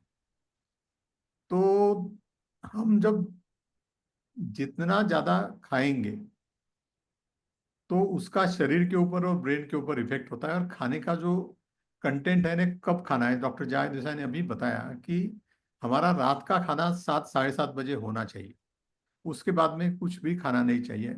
आमतौर पे हमने ये देखा गया है कि सब लोग जो सुबह उठते हैं, उठते से ही खाना चालू कर देते हैं, कुछ चाय पी लेते हैं, कुछ उसके बाद बिस्किट खा लेते हैं, उसके बाद में फिर नाश्ता करते, फिर बीच में और कुछ खाते, लंच करते, फिर बीच में फल खाते, फिर चुटुर मुटुर चालू रहता है दिन भर, फिर सोते तक खाते रहते हैं। तो उसके कारण हर बार जब भी आप खाते हो तब ये इंसुलिन हार्मोन रिलीज होता है और वो बड़ा डेंजरस है। तो ये हमने 2 या 3 बार ही खाना चाहिए। और तुमको फ्रूट्स खाना है, ये करना है, दूध पीना है, तो वो रात को देर से नहीं पीना, उसके खाने के साथ ही उसको क्लब कर दो। ये बड़ा इंपॉर्टेंट। कितना खाना है, तो आप इतना खाओ कि नेक्स्ट टाइम आपको भूख लगना चाहिए। एक 3600 साल पहले का इंस्क्रिप्शन इजिप्ट में मिला था सुधीर, उसमें ये लिखा था कि 25% जो आप खाते हो उस पे आप जीते हो, और 75% जो आप खाते हो उस पे तुम्हारे डॉक्टर जीते हैं। तो इंस्क्रिप्शन में लिखा था। तो जितना ज्यादा खाओगे उतनी ज्यादा बीमारियां होगी। तीसरा इंपॉर्टेंट एस्पेक्ट है कि खाने में क्या खाना चाहिए। तो खाने में जो वेजिटेबल्स है और फ्रूट्स है उसका प्रमाण बढ़ाना चाहिए। आपका 50% जो प्लेट है, 50% या 60% वो वेजिटेबल्स से होना चाहिए। और उसमें जितना कम क्वांटिटी शुगर का हो उतना बहुत जरूरी है। यानी जितना शुगर तुम जीरो कर सकते हो, जीरो करना पॉसिबल नहीं, बट मिनिमम कर सकते, वो सेहत के लिए, ब्रेन हेल्थ के लिए सबसे इम्पॉर्टेंट है।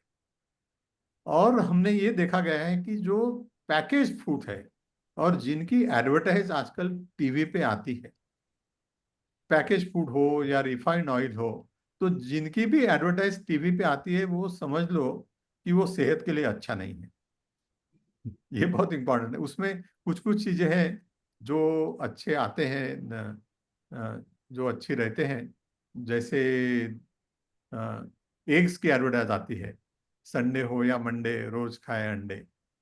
तो अदरवाइज जो आज मार्केट में मिलते हैं, जो पैकेज फूड होते हैं या फास्ट फूड होते हैं, ये पास्ता, केक्स, पेस्ट्रीज और जो सॉफ्ट ड्रिंक्स, ये सब सेहत के लिए अच्छे नहीं हैं। और जितने भी मीठी चीजें हैं, और ये मैं बता दूं, जो आजकल जैसे मिठाई होती है उसके ऊपर वो एक सिल्वर पेपर लगाते हैं, तो वो सिल्वर जो पेपर में भी उसमें पॉल्यूशन पाया गया है, तो उसमें आर्सेन, इसमें एल्यूमिनियम के कंटेंट मिले हैं, वो सिल्वर नहीं रहता है, और वो भी ब्रेन के लिए टॉक्सिक होता है। तो ये खाने के काफी सारे चीजों पे हमने ध्यान, जैसे ऑयल है तो ये बेटर है कि रिफाइंड ऑयल अवॉइड करें और कोल्ड प्रेस ऑयल यूज करें, क्योंकि जब हम रिफाइंड ऑयल वो बहुत प्रोसेस से जाता है, वेजिटेबल ऑयल्स, तो उसमें वो अच्छा नहीं होता है हेल्थ के लिए। और कुछ जो शुद्ध देसी घी है या ट्रांस फ्लैट्स है, वनस्पति ऑयल है, वो हेल्थ के लिए अच्छे नहीं होते हैं। फ्रूट्स अच्छे होते हैं, ड्राई फ्रूट्स अच्छे होते हैं। तो ये काफी सारे चीजें हैं हेल्थ पे, तो हम दिन भर बात कर सकते हैं डाइट के ऊपर, मगर ये जो इम्पोर्टेंट चीजें हैं ये बहुत जरूरी है। राइट। डॉक्टर मिश्रा में एक जुड़ा हुआ सवाल है कि कई लोग जिनको ये पता चलता है कि शुगर अच्छी नहीं है, तो शुगर भले उनको डायबिटीज ना हो पर वजन कम करने के लिए या जनरल हेल्थ के लिए शक्कर का इंटेक कम करते हैं और वो शुगर फ्री इस्तेमाल करना शुरू करते हैं। तो शुगर फ्री चीजें अब कई, जैसे सुक्रालोज है, माल्टोडेक्स्ट्रिन है, या फिर अब स्टेविया है, तो इनका हेल्थ पे कोई परिणाम है क्या? हाँ, इनका भी हेल्थ पे परिणाम है ना, वो उसमें देखा गया है कि वो ब्रेन के ऊपर असर करते हैं। और जो जो शुगर हेल्थ के लिए, हाँ, किसका तो भी मोबाइल ऑन है, वो माइक ऑन है, उसको म्यूट करें। तो वो शुगर फ्री भी हेल्थ के लिए अच्छे नहीं हैं। उसमें अभी हम आजकल समझते हैं कि जैसे डिमेंशिया है, डिमेंशिया को हम आजकल टाइप 3 डायबिटीज कहते हैं, क्योंकि जो मेमोरी तुमको यदि शार्प रखना है तो तुम्हारा जो ब्रेन का मेटाबॉलिज्म है वो शुगर से रन ना हो, बल्कि अच्छे फैट से रन हो, क्योंकि ब्रेन तो पूरा फैट मेटाबॉलिज्म है। तो शुगर मेटाबॉलिज्म यानी मैं कंपेयर करूंगा कि एक यदि कार चलती है जिसमें आपने केरोसिन डाले और उसके कारण जो पॉल्यूशन वो निकलता है, तो और कार यदि इलेक्ट्रिक से चलती है तो शुगर फ्री या बिना शुगर का जो खाना खाते हैं आप, तो वो इलेक्ट्रिक कार जैसा सेफ होता है। और जो शुगर वाला जो खाना खाते हैं वो केरोसिन वाली कार का जैसा चलना है, उसका उस टाइप का होता है। तो जो डिमेंशिया के लिए ये बहुत इम्पोर्टेंट है, या ब्रेन हेल्थ के लिए बहुत इम्पोर्टेंट तो शुगर शुगर और शुगर फ्री दोनों ही हानिकारक है। हैं। दोनों अवॉइड करना है। जितना कम लेंगे उतना अच्छा है। मैं जो पैनलिस्ट को सवाल पूछ रहा हूं उसमें से आज के आखिरी दो सवाल डॉक्टर बत्रा की ओर मैं मुड़ना चाहूंगा। डॉक्टर बत्रा, आप हैं यहाँ पे? जी सर। या यस।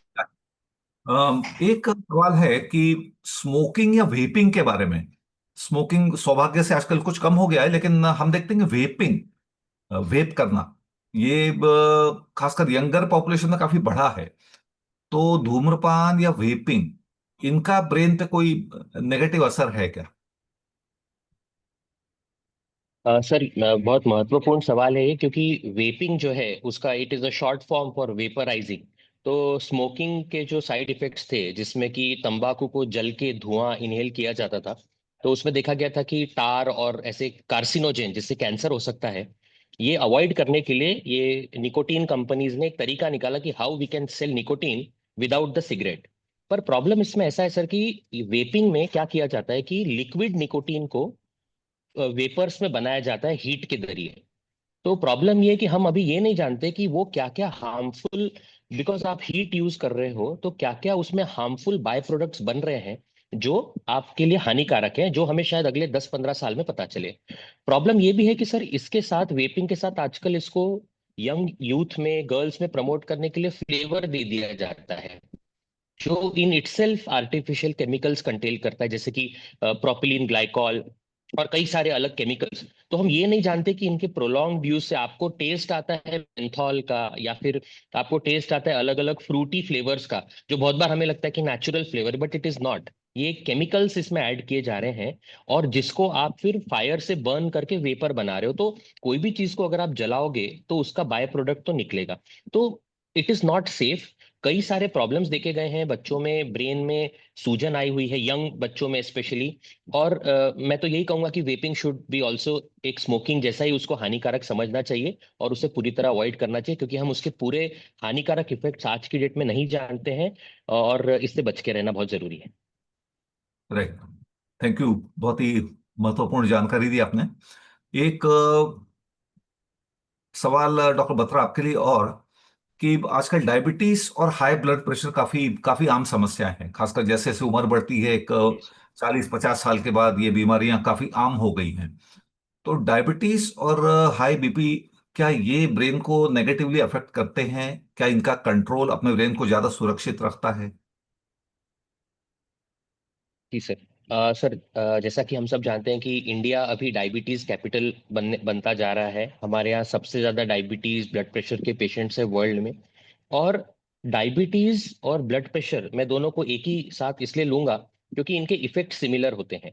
जैसा कि मेश्राम सर ने हमें गाइड किया कि इसे डिमेंशिया को टाइप 3 डायबिटीज बोला जा रहा है, मतलब कि डायबिटीज से ब्रेन की जो सेल्स हैं वो काम करना बंद करती है। हम तो हमारे पेशेंट्स को बताते हैं कि शुगर यानी डायबिटीज जंग लग रहा है आपके ब्रेन को। आपके जो ब्रेन के छोटे छोटे सेल्स हैं वो, उनको जंग लग के वो डैमेज होते हैं, आप उनका फंक्शनिंग अफेक्ट होता है। जो ब्लड सर्कुलेशन होता है ब्रेन में, छोटे छोटे जो आर्टरीज हम बोलते हैं, जो खून की नलियां हैं जो ब्रेन को खून पहुंचाती हैं, उनमें ब्लॉकेजेस आने लगते हैं। कई बार सीवियर केसेस में पैरालिटिक अटैक आने लगता है, जिसे हम कहते हैं स्ट्रोक। और कई बार वैस्कुलर डिमेंशिया, मतलब इन आर्टरीज के छोटे छोटे ब्लॉकेज होने से ओवर द इयर्स मरीज को उनकी याददाश्त कमजोर होने लगती है। हम लोग ये भी देखते हैं कि पार्किंसन मतलब वैस्कुलर पार्किंसन कि शुगर बढ़ने से ब्रेन में ब्लड सर्कुलेशन कम होने से उन्हें चलने में भी दिक्कत होती है, बैलेंस कम होने लगता है। तो इनके कई सारे साइड इफेक्ट्स हैं। तो मैसेज यही रहेगा कि शुगर और बीपी कंट्रोल करना बहुत बहुत जरूरी है अपनी ब्रेन हेल्थ के लिए। Thank you so much doctor Batra. इसके बाद दोस्तों हम लोग मुड़ते हैं जो आज के ऑडियंस से जो सवाल है, तो अगले कुछ मिनटों तक चैट बॉक्स पे जो जो सवाल मुझे दिख रहे हैं मैं एक एक करके अपने एस्टीम्ड पैनल से पूछना चाहूंगा। डॉक्टर मेश्राम, एक पहले सवाल। एक मिनट के लिए सुधीर, हाँ हाँ। आप स्ट्रेस के बारे में थोड़ा बता दो ना लोगों को। एक इम्पोर्टेंट जो पिलर है, जो 6 पिलर हम समझते हैं कि डाइट इम्पोर्टेंट पिलर है, एक्सरसाइज मेंटल और फिजिकल है, स्लीप है, बैड हैबिट से बचना है, और स्ट्रेस को कम करना है, और सोशल कनेक्टिविटी है। तो अभी ये स्ट्रेस के बारे में थोड़ा बात करते, फिर अपन क्वेश्चन लेते हैं। स्ट्रेस यानी दिमागी तनाव। अब तनाव अपनी जिंदगी का हिस्सा है, लेकिन तनाव अगर एक लिमिट के बाहर चला जाता है, उस लिमिट से बढ़ जाता है, तो उसका ब्रेन पे गलत असर होता है। और ये एक्यूट फॉर्म में भी हो सकता है, यानी जैसे आप आज तनाव में हैं तो आजकल आपके ब्रेन पे गलत असर होगा। और अगर आप लंबे समय तक तनाव पे हैं, जैसे होता है कई बार अपने जीवन में ऐसे तनाव रहते हैं जो महीनों महीने या सालों साल चलते हैं, तो उनका ज्यादा डैमेजिंग और लॉन्ग लास्टिंग असर अपने ब्रेन पे होता है। अब कुछ उदाहरण देना चाहूं तो जो लोग लंबे समय तक तनावग्रस्त रहते हैं, तो ऐसा देखा गया है कि उनके अगर स्कैन किए जाएं, एमआरआई स्कैन किए जाएं, कोई स्पेशल स्कैन किए जाएं, तो उसमें दिखता है कि ब्रेन का सामने का हिस्सा और एक यहाँ एक अपने कान के थोड़ा ऊपर एक हिस्सा होता है जिसको हिप्पोकैम्पस कहते हैं, तो ये वास्तव में श्रिंक हो जाते हैं तनाव के साथ। अब जो हिप्पोकैम्पस है वो उसका संबंध अपनी याददाश्त के साथ है। जो यहाँ का जो हिस्सा है जिसे मैंने कुछ देर पहले प्री फ्रंटल कॉर्टेक्स कहा था, तो वो अपनी सूझबूझ, अपनी समझ, अपनी याददाश्त, अपनी एकाग्रता इससे संबंधित है। तो ये क्षमताएं कम होने होने लगती हैं जो लोग क्रॉनिकली तनाव में रहते हैं, स्ट्रेस में रहते हैं। दूसरा तनाव का एक परिणाम यह होता है कि आप में से अधिकतर लोगों ने स्टेरॉइड ये शब्द सुना होगा। तो अपने शरीर में कॉर्टिसोल नाम का एक स्टेरॉइड पैदा होता है, और कॉर्टिसोल की मात्रा तनाव में बढ़ जाती है, और जब कॉर्टिसोल बढ़ता है तो उससे अपने ब्रेन में कुछ फायदेमंद केमिकल्स कम होने लगते हैं, जैसे सेरोटोनिन है या डोपामीन है। तो ये केमिकल्स वास्तव में कम होने लगते हैं, तो इससे डिप्रेशन होना या फिर अपने मोटिवेशन कम हो जाना, जैसे कामकाज का उत्साह, पढ़ने लिखने का उत्साह कम हो जाना, इस तरह के परिणाम होने लगते हैं। कुछ देर पहले मैंने इन्फ्लेमेशन की बात की थी कि ब्रेन ब्रेन में इन्फ्लेमेशन होता है, जो सेल्स होते हैं, कोशिकाएं होती है, उनमें इन्फ्लेमेशन होता है। तो लॉन्ग टर्म अगर तनाव बना रहा तो उससे ब्रेन में इन्फ्लेमेशन बढ़ता है। और जैसा कि हमने कुछ देर पहले चर्चा की थी, इससे फिर जो मस्तिष्क की बीमारियां हैं, डीजनरेटिव बीमारियां, एल्जाइमर्स डिजीज है जैसे, तो ये ज्यादा कम उम्र उम्र में इंसान को हो सकते हैं। और तनाव का ऑफकोर्स एक बहुत बुरा परिणाम है नींद कम होना। तनावग्रस्त आदमी अच्छी नींद ले नहीं पाता है, और कम नींद होने से क्या क्या नुकसान होते हैं डॉक्टर देसाई ने हमको कुछ ही समय पहले बताया है। तो हाँ, यानी तनाव लंबे समय तक बना रहना ये अपने मस्तिष्क के लिए हानिकारक है, और हर संभव कोशिश होना आवश्यक है कि जिससे कि हम खुद का तनाव कम रख पाए। अगर बहुत तनावग्रस्त हैं, तनाव कम नहीं रख पा रहे हैं, तो अपने डॉक्टर से इसके बारे में जरूर चर्चा करना है। तो दोस्तों अब हम ऑडियंस के सवालों की ओर बढ़ेंगे। डॉक्टर मेश्राम, चूंकि आपके साथ खान पान की चर्चा की थी, तो खान पान का संबंध गट से है, तो एक सवाल ऑडियंस का मैं आपसे पूछना चाहूंगा कि how is our gut system related to the brain, यानी अपनी जो पचन क्रिया है उसका और अपने ब्रेन का क्या संबंध है? जैसे हम अल्जाइमर को टाइप 3 डायबिटीज कहते हैं, तो गट को हम सेकंड ब्रेन कहते हैं। इतना ज्यादा गट और ब्रेन का कनेक्शन है।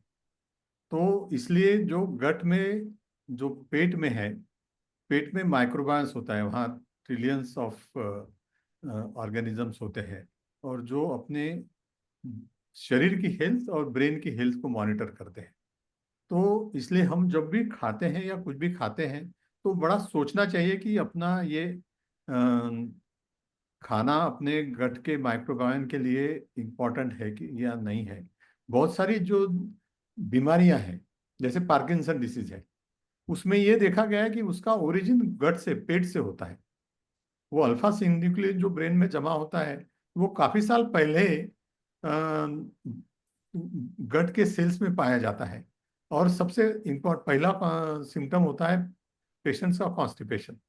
तो ये जो गट ब्रेन एक्सिस है ये बहुत इम्पोर्टेंट है, और हमने गट की हेल्थ की तरफ ध्यान देना और गट माइक्रोबायोम को अच्छे से रखना, ये बहुत इम्पोर्टेंट है। तो इसलिए उसके तरफ ध्यान देना बहुत जरूरी है। राइट। अगला सवाल डॉक्टर मेश्राम फिर से आपको। सवाल है कि माइक्रोप्लास्टिक से बचने के लिए क्या क्या उपाय किए जा सकते हैं? अच्छा, माइक्रोप्लास्टिक जैसे अभी माइक्रोप्लास्टिक से तो पूरी छुटकारा नहीं होना संभव नहीं है, मगर कुछ कुछ जो अपन ये लेते हैं, जैसे पानी है, तो पानी अपने को कहीं ले जाना है या पानी घर में पीना है, तो वो स्टील की या कांच की बोतल यूज करें, प्लास्टिक की बोतल अवॉइड करें। आजकल हमने देखा है कि काफी सारे होटल में जो पहले प्लास्टिक की बोतल में पानी लाते थे वो रिप्लेस होके स्टील कांच की बोतल में पानी मिलना चालू हो गया। दूसरा है ऐसा है कि होटल से यदि कहीं खाना आता है जो प्लास्टिक कंटेनर में आता है, रेस्टोरेंट से आता है वो प्लास्टिक कंटेनर में आता है, उसको तुरंत स्टील या कांच के इसमें ट्रांसफर करें, और उसको वो प्लास्टिक के इसमें गर्म कभी नहीं करें। वो स्पेशली आजकल जो बच्चे हैं, ये यंग पॉपुलेशन है, जो स्टूडेंट्स है या यंग सर्विस में है, वो काफ़ी सारा ऑर्डर करते रहते हैं बाहर से, रेस्टोरेंट से खाना, और उसमें फिर गर्म करते हैं। तो वो जब हम प्लास्टिक के कंटेनर में गर्म करते हैं तो काफ़ी सारे माइक्रोप्लास्टिक अपने खाने में चले जाते हैं, वो और ब्रेन को हार्मफुल है। तो और जितना प्लास्टिक हम कम से कम यूज कर सके, अवॉइड कर सके इसमें, तो इसमें सिर्फ लोगों का भी कोऑपरेशन लगेगा, डॉक्टर्स का लगेगा, गवर्नमेंट का लगेगा, तो सबका कोऑपरेशन। इसलिए ये समझना बहुत जरूरी है कि प्लास्टिक बहुत, जैसे smoking is injurious to health, तो वैसे plastic is injurious to health, ऐसा ही स्लोगन शुरू होना चाहिए। जैसे sugar is injurious to health, तो अमेरिका के एक डॉक्टर तो जैसे बताते हैं कि शुगर के हर पैकेट में लिखे रहना चाहिए कि sugar is injurious to health, तो वैसे plastic is injurious to health. तो ये कैंपेन चलाना बहुत जरूरी है। राइट। डॉक्टर सूर्या, एक ऑडियंस का सवाल आपके लिए। What is neuroplasticity in terms of brain anatomy? देखिए, कुछ सालों पहले हमको ये मालूम नहीं था कि न्यूरोप्लास्टिसिटी होती है, ब्रेन अडेप्ट करता है। तो ब्रेन जो है चेंज करता है एज पर एनवायरमेंट रिक्वायरमेंट। और पहले ऐसा समझा जाता था कि एक बार जो ब्रेन में हो गया बाद में कोई रिकवरी नहीं होती है। लेकिन पिछले 2 डिकेड में ऐसा मालूम पड़ने लगा कि ब्रेन एडेप्ट करता है टू नए कनेक्शन। और जो मैंने आपको कॉग्निटिव रिजर्व और ब्रेन रिजर्व बताया, और जो कनेक्शंस जो हम हैं, जितने ट्रिलियंस ऑफ कलेक्शन है और हम उसमें से सिर्फ 20 to 30% यूज करते हैं। तो ओवर ए पीरियड हमको ये मालूम पड़ने लगा कि ब्रेन इज ए प्लास्टिसिटी है और ब्रेन अडेप्ट करता है। इसका मतलब जो स्ट्रोक के बाद में पैरालिसिस हुआ, और पैरालिसिस के बाद में जो रिकवरी हो रही है, चाहे वो स्पीच में हो, चाहे वो मोटर फंक्शन में हो, चाहे वो कॉग्निटिव में हो, this is all happening because of neuroplasticity. और न्यूरोप्लास्टिक सिंपल तरीके में ये कहना चाहूंगा कि नए जो कनेक्शंस डेवलप होते हैं, नए जो वायरिंग है, जो डिफरेंट राइट और लेफ्ट ब्रेन में, ब्रेन के एक तरफ के चारों लोब्स में, इसको हम जो नए कनेक्शन जो डेवलप हो रहे हैं, नए सर्किट्स जो बन रहे हैं, उसको हम न्यूरोप्लास्टिसिटी बोल सकते हैं। Thank you. पुरानी भी डॉक्टर सूर्या ने प्लास्टिसिटी पे काफी काम किया है, और ये जो पुरानी धारणा थी कि कुछ एज के बाद ब्रेन बढ़ना चालू नहीं होता है, ऐसा नहीं है। वो इट्स अ कंटिन्यूअस प्रोसेस, और ब्रेन का डेवलपमेंट जो है वो एंड तक होते रहता है। तो ये बहुत, हम जब बात कर रहे हैं brain health for all ages, तो ब्रेन का डेवलपमेंट आखिरी तक चालू रहता है, ये बहुत इम्पोर्टेंट है। राइट। वो कहावत है ना, यूज इट और लूज इट, वो एकदम फिट होती है ब्रेन के ऊपर। Right right. डॉक्टर मेश्राम, एक सवाल आपके लिए। Is there any remedy for brain atrophy right side? Brain atrophy on the right side, इसकी इसकी कोई रेमेडी? अच्छा, अब वो एक बार एट्रोफी हो गई है तो वो एट्रोफी रिकवर नहीं होगी, मगर जो सेल्स अभी बचे हुए हैं वो जो एट्रोफिड ब्रेन है उसका फंक्शन टेक ओवर कर सकते हैं। तो इसलिए जब डॉक्टर सूर्यवंशी ने बात की है कि प्लास्टिसिटी की, तो वो हम उसको ब्रेन को जो एट्रोफिड एरिया है उसका फंक्शन है, दूसरे जो सेल्स है जो अभी प्रेजेंट है अच्छे है, वो फंक्शन टेक ओवर कर सकते हैं जब तो उसके बारे में रेमेडी नहीं है, मगर वो उसके लिए काफी पेशेंट्स को एक्सरसाइजेज, मेंटल फिजिकल डेवलपमेंटल वो करना जरूरी है, और वो एट्रोफी कौन से एज में है ये भी समझना बहुत जरूरी है। राइट। डॉक्टर बत्रा, आपके लिए एक सवाल। डॉक्टर बत्रा। जी हाँ, सर। सवाल है कि किसी को ब्रेन स्ट्रोक होने वाला है, ये क्या पहले कोई टेस्टिंग करके अंदाजा आ सकता है कि इस व्यक्ति को हो सकता है?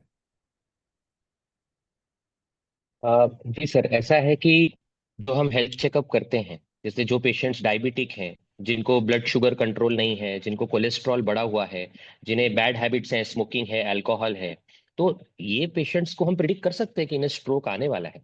आई थिंक द ऑडियंस में जो क्वेश्चन पूछ रहे हैं वो जानना चाहते हैं कि किस समय आने वाला है, ये हम बता सकते हैं क्या? पर ये बताना बहुत मुश्किल है। पर जिनको पहले से, इसको हम लोग कहते हैं प्राइमरी प्रिवेंशन, कि अगर आप अपने रिस्क फैक्टर्स को ही कंट्रोल कर लें, अगर आप एक्सरसाइज करें, अगर आप हेल्दी डाइट लें, अगर आप शुगर कंट्रोल रखें, जैसा कि बताया गया, माइक्रो प्लास्टिक्स, शुगर अवॉइड करें, हेल्दी लाइफस्टाइल जिएं, स्मोकिंग अवॉइड करें, तो आप स्ट्रोक से बच सकते हैं। पर एक और चीज है कि जिनके फैमिली में बहुत हिस्ट्री है यंग स्ट्रोक की, जिनके घर में किसी 20 वर्ष के व्यक्ति को स्ट्रोक हो गया, जिन्हें कोई व्यसन नहीं था, जिन्हें कोई रिस्क फैक्टर नहीं था, या जिनके पीढ़ियों से स्ट्रोक चला आ रहा है कम उम्र में, ऐसे व्यक्तियों ने ध्यान रखना चाहिए कि उन्हें कुछ जेनेटिक यानी आनुवंशिक कारण भी हो सकते हैं स्ट्रोक के।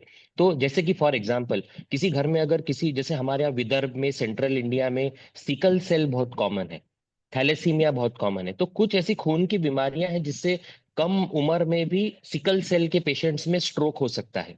तो ऐसी चीजों में बहुत सतर्क रहना जरूरी है कि अगर किसी फैमिली में स्ट्रोक है या कम उम्र में स्ट्रोक है, तो ऐसे लोगों ने जरूर अपनी टेस्टिंग कराना चाहिए और न्यूरो फिजिशियन और डॉक्टर्स को दिखा के उनके कारण चेक कर लेने चाहिए। राइट। उससे जुड़ी मैं एक और पुष्टि कर देता हूँ कि आजकल जो हमारा देश है ना, वो यंग स्ट्रोक के लिए की कैपिटल दुनिया में माना जाता है, कि सबसे ज्यादा यंग स्ट्रोक अपने इंडिया में होते हैं। और हम आजकल 17-18 साल के बच्चों में जो बीमारी 60-70 साल में होनी चाहिए, तो वो 17-18 साल के बच्चों में पैरालिसिस के अटैक, स्ट्रोक के अटैक देख रहे हैं। तो इसके पीछे के जो कारण है और जो हमारा डाइट है उसके तरफ ध्यान देना, और बाकी जो चीजें हैं उसके तरफ ध्यान देना बहुत जरूरी है। और तीसरी ऐसी है कि कभी कभी स्ट्रोक के जो एपिसोड्स हैं, जिनको हम ट्रांजिएंट इस्केमिक अटैक बोलते हैं, जो बहुत 5 सेकंड के लिए, 7 सेकंड के लिए, 10 सेकंड के लिए रहते हैं, और हम उनके तरफ ध्यान देते नहीं है। तो जब भी ऐसा कुछ होता है कि थोड़ी देर के लिए तुमको चक्कर आ रहा है, हाथ पैर में चींटी आ रही है, चलने में प्रॉब्लम हो रहा है, एक चीज की दो दो चीजें दिख रही है, या बोलने में कुछ प्रॉब्लम है, तो और ये कुछ पीरियड के लिए रहता है, या थोड़ी देर के लिए, कुछ सेकंड के लिए कमजोरी आ जाती है, तो ये स्ट्रोक आने के, आगे चल के स्ट्रोक आने के लक्षण है, ये समझना और उनके तरफ निगलेक्ट नहीं करना चाहिए, ये बहुत जरूरी है। राइट। डॉक्टर बत्रा, आपके लिए एक सवाल। What are the causes of restless limbs and what type of people are more likely to get this problem? Is this personality problem or related to some organic brain or neuromuscular problem, and how to treat it? So restless limbs और उनका इलाज।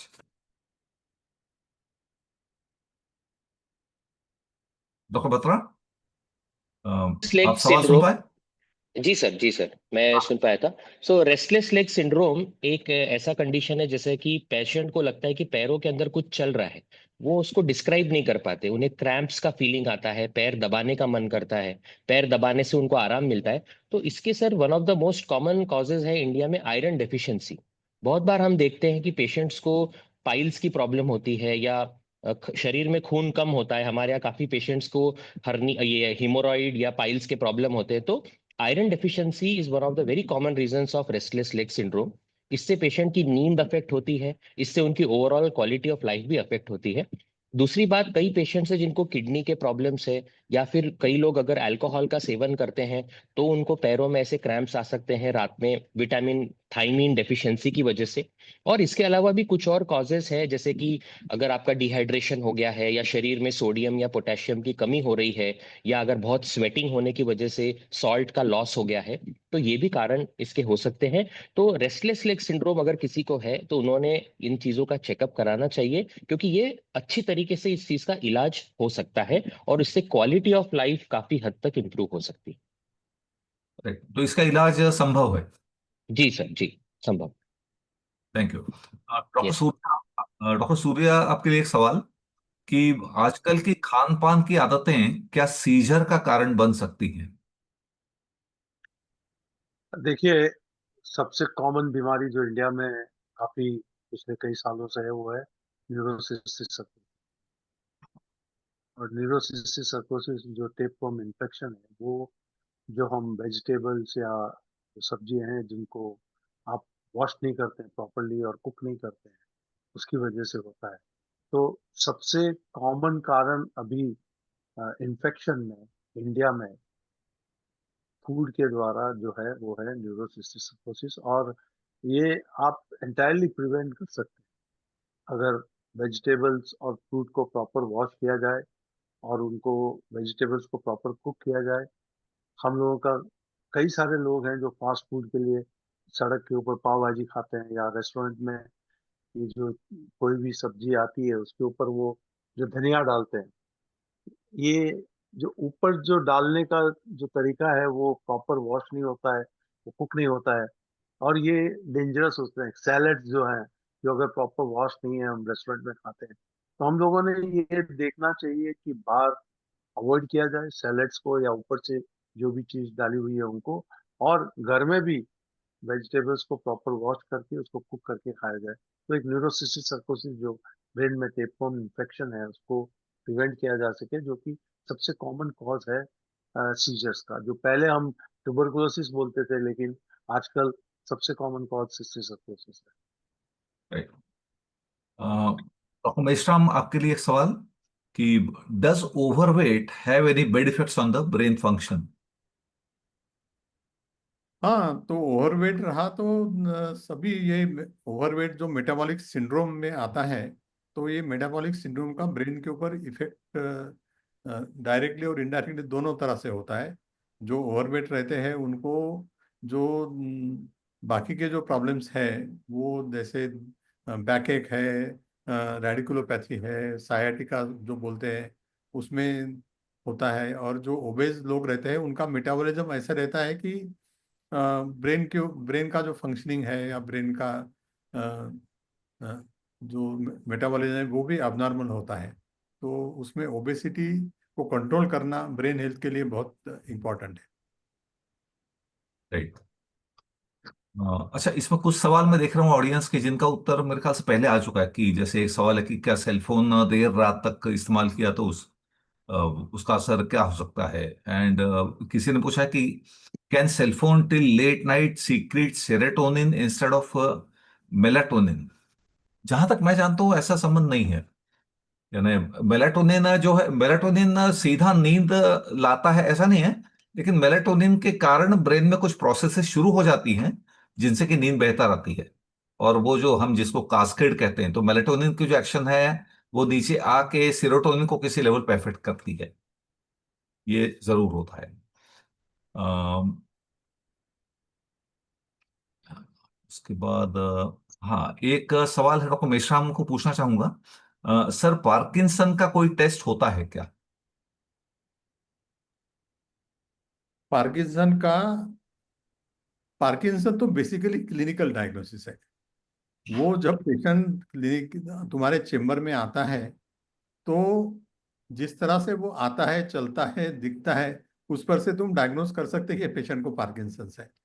तो उसके काफी सारे कारण होते हैं, उसके वेराइटीज होते हैं। और एक जिसमें एक डोपा स्कैन, डैट स्कैन जो है वो करके वो ये कर सकता है, मगर पार्किंसन ये बीमारी को डायग्नोज करने के लिए कोई टेस्ट की जरूरत नहीं, वो क्लिनिकल डायग्नोसिस है। Thank you. एक सवाल किसी ने मुझे पूछा है कि डॉक्टर भावे ने बताया कि नए नए लोगों से मिलना चाहिए, दोस्त बनाना चाहिए, मगर ऐसा भी देखा जाता है कि दोस्ती में पुराना इमोशनल बॉन्ड कम हो गया है और कमर्शियल बॉन्ड बढ़ता जा रहा है। If you agree with this as a psychiatrist, please opine how to get rid of this and to keep your brain and social life healthy.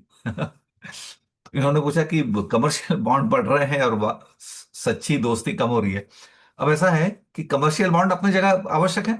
अब हमको सबको कमाना है, पेट भरना है, तो कमर्शियल बॉन्ड बनना कोई खराब बात नहीं है। सबको नेटवर्किंग करना पड़ता है अपना बिजनेस बढ़ाने के लिए, अपना प्रोफेशन में खुद को आगे ले जाने के लिए। लेकिन साथ ही साथ जिनको हम ट्रू बॉन्ड्स कहेंगे, जहां प्यार का रिश्ता है, ऐसे व्यक्तियों के साथ संबंध कि जिनसे बात करके अपने को अच्छा लगे, जिनके साथ हम समय बिताना चाहें, जैसे अपने पुराने दोस्त होते हैं।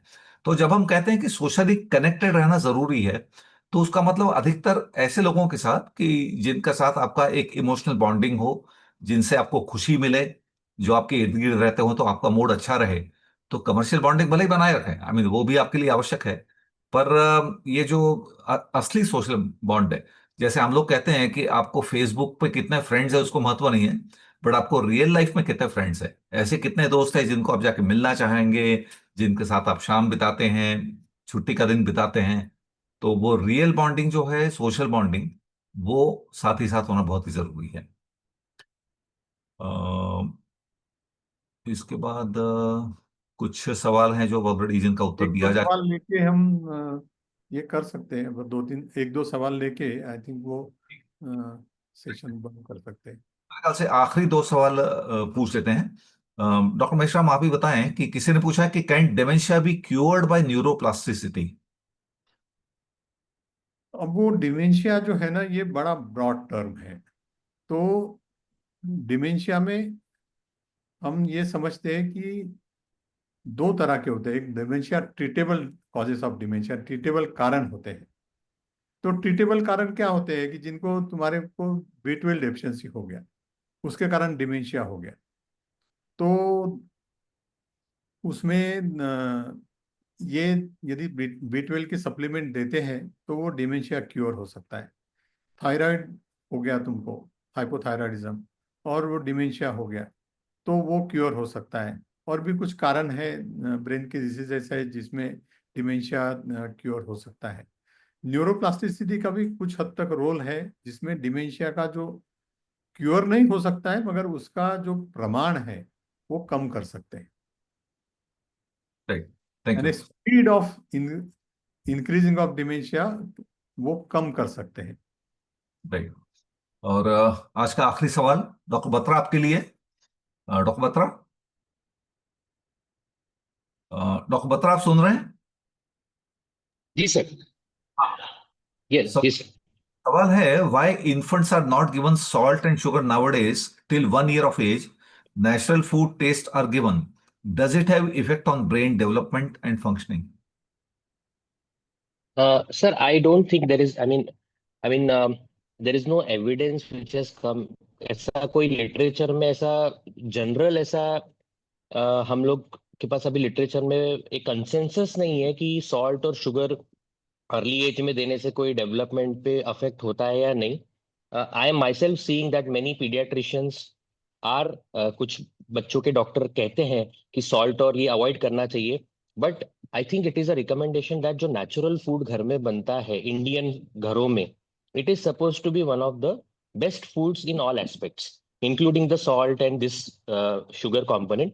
बट आई वुड रियली, मैं चाहूंगा कि अगर कोई पीडियाट्रिशियन हमें इस बारे में गाइड करें, क्योंकि इस बारे में हमारे as a neurologist we don't have any guidelines और कंसेंसस एज ऑफ नाउ कि ऐसा देना चाहिए या नहीं देना चाहिए ब्रेन डेवलपमेंट और फंक्शनिंग के लिए। क्योंकि सॉल्ट बहुत जरूरी है बच्चों के लिए, स्पेशली हमारे जैसे एरियाज में जहाँ हाई टेम्परेचर्स होते हैं, बच्चों को स्वेटिंग होती है।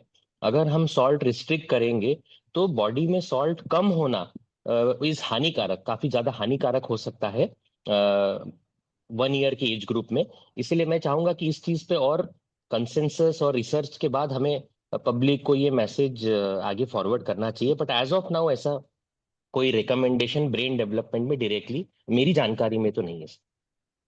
राइट, ठीक है। तो दोस्तों, मेरे ख्याल से आज की जो परिचर्चा है हम लोग यहीं पे समाप्त करते हैं। बहुत ही मैं कहूँगा बहुत ही फ्रूटफुल सेशन रहा। अपने ब्रेन हेल्थ के बहुत ही अलग अलग प्रकार के पहलू आज हमने कम से कम 4 एक्सपर्ट न्यूरोलॉजिस्ट से सुने, और मुझे पूरा विश्वास है कि सबका बहुत फायदा हुआ होगा। यहाँ पे थोड़ा अंत में मैं डॉक्टर मेश्राम की तारीफ कर देना चाहूंगा कि पिछले 30 सालों से कम वो नागपुर में जो जन जागरण कर रहे हैं, लोगों में ब्रेन हेल्थ के बारे में अवेयरनेस बढ़ा रहे हैं, वो रियली का तारीफ के काबिल है। डॉक्टर मेश्राम, बहुत बहुत धन्यवाद कि आपने आज का ये प्रोग्राम सब लोगों के सामने रखा। और अब आखिरी में कुछ 2 शब्द कहना चाहें तो काइंडली। या धन्यवाद सुधीर। मैं डॉक्टर पवित्र पटनायक है जो सेक्रेटरी है नागपुर न्यूरो सोसाइटी के, उनको मैं यहाँ बुलाता हूँ और वो कुछ आभार प्रदर्शन करें। डॉक्टर पवित्र पटनायक। सर बहुत बहुत धन्यवाद। और मुझे ऐसा लगता है कि इस वेबिनार में भंडार मिला है इंफॉर्मेशन का, और it is one of the best webinar that I attended of late. My initial part would be in English, where I would be addressing and thanking our international guest faculty, Professor Wolfgang Griswold, President World Federation of Neurology, for his efforts in sending his speech to us despite the fact that he was in transit in a flight during this presentation and during this program. I thank Professor Stephen Lewis, Secretary General, World Federation of Neurology, Dr. Sangeeta Rawat Madam, President, Indian Academy of Neurology and Dean KEM Hospital. Unfortunately, Dr. Meenakshi Sundaram sir could not come for the webinar, I believe. Then talking about our panelists. So I think I have got so many things to note down, and it has personally helped me to learn and take away beautiful points from here. तो सबसे पहले मैं धन्यवाद देना चाहूँगा हमारे doctor Chandrashekhar Meshram sir को। वो वाकई में ही फुल डिजर्विंग है पद्मश्री अवार्ड के, और he is one of the renowned most renowned neurologist in the city of Nagpur in India and internationally acclaimed. तो thank you very much sir for holding this webinar. और मुझे लगता है कि बहुत सारे लोगों ने इससे बेनिफिट उठाया होगा।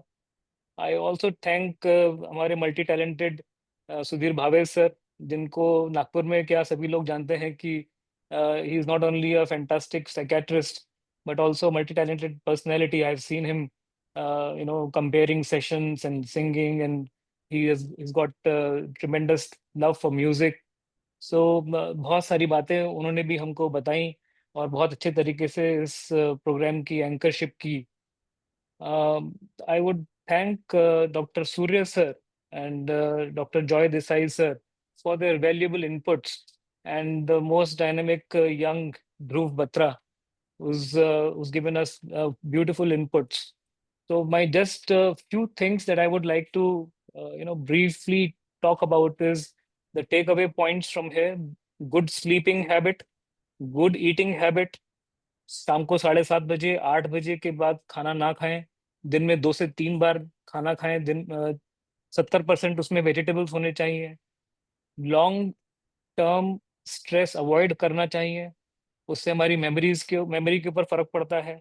रेगुलर एक्सरसाइज बहुत ज़रूरी है, 30 से 40 मिनट की एक्सरसाइज 4 से 5 दिन एक हफ्ते के अंदर में, वो बहुत ज़रूरी है हमारे ब्रेन के डेवलपमेंट के लिए. सोशल कनेक्टिविटी बहुत ज़रूरी है. Learn to do new activities, solve new puzzles, then avoid alcohol. No alcohol, no tobacco. That is extremely important. ये एक बहुत बड़ा मैसेज हम सब लोगों को मिला है और आई थिंक हमको इससे दूर रहना बहुत ज़रूरी है. Reduce screen time on cellphone. Cellphone has become an integral part of our life, हमारे बच्चों की ज़िंदगी में, बट उसका स्क्रीन टाइम हमको कैसे ना कैसे करके उसको कम करना ज़रूरी है.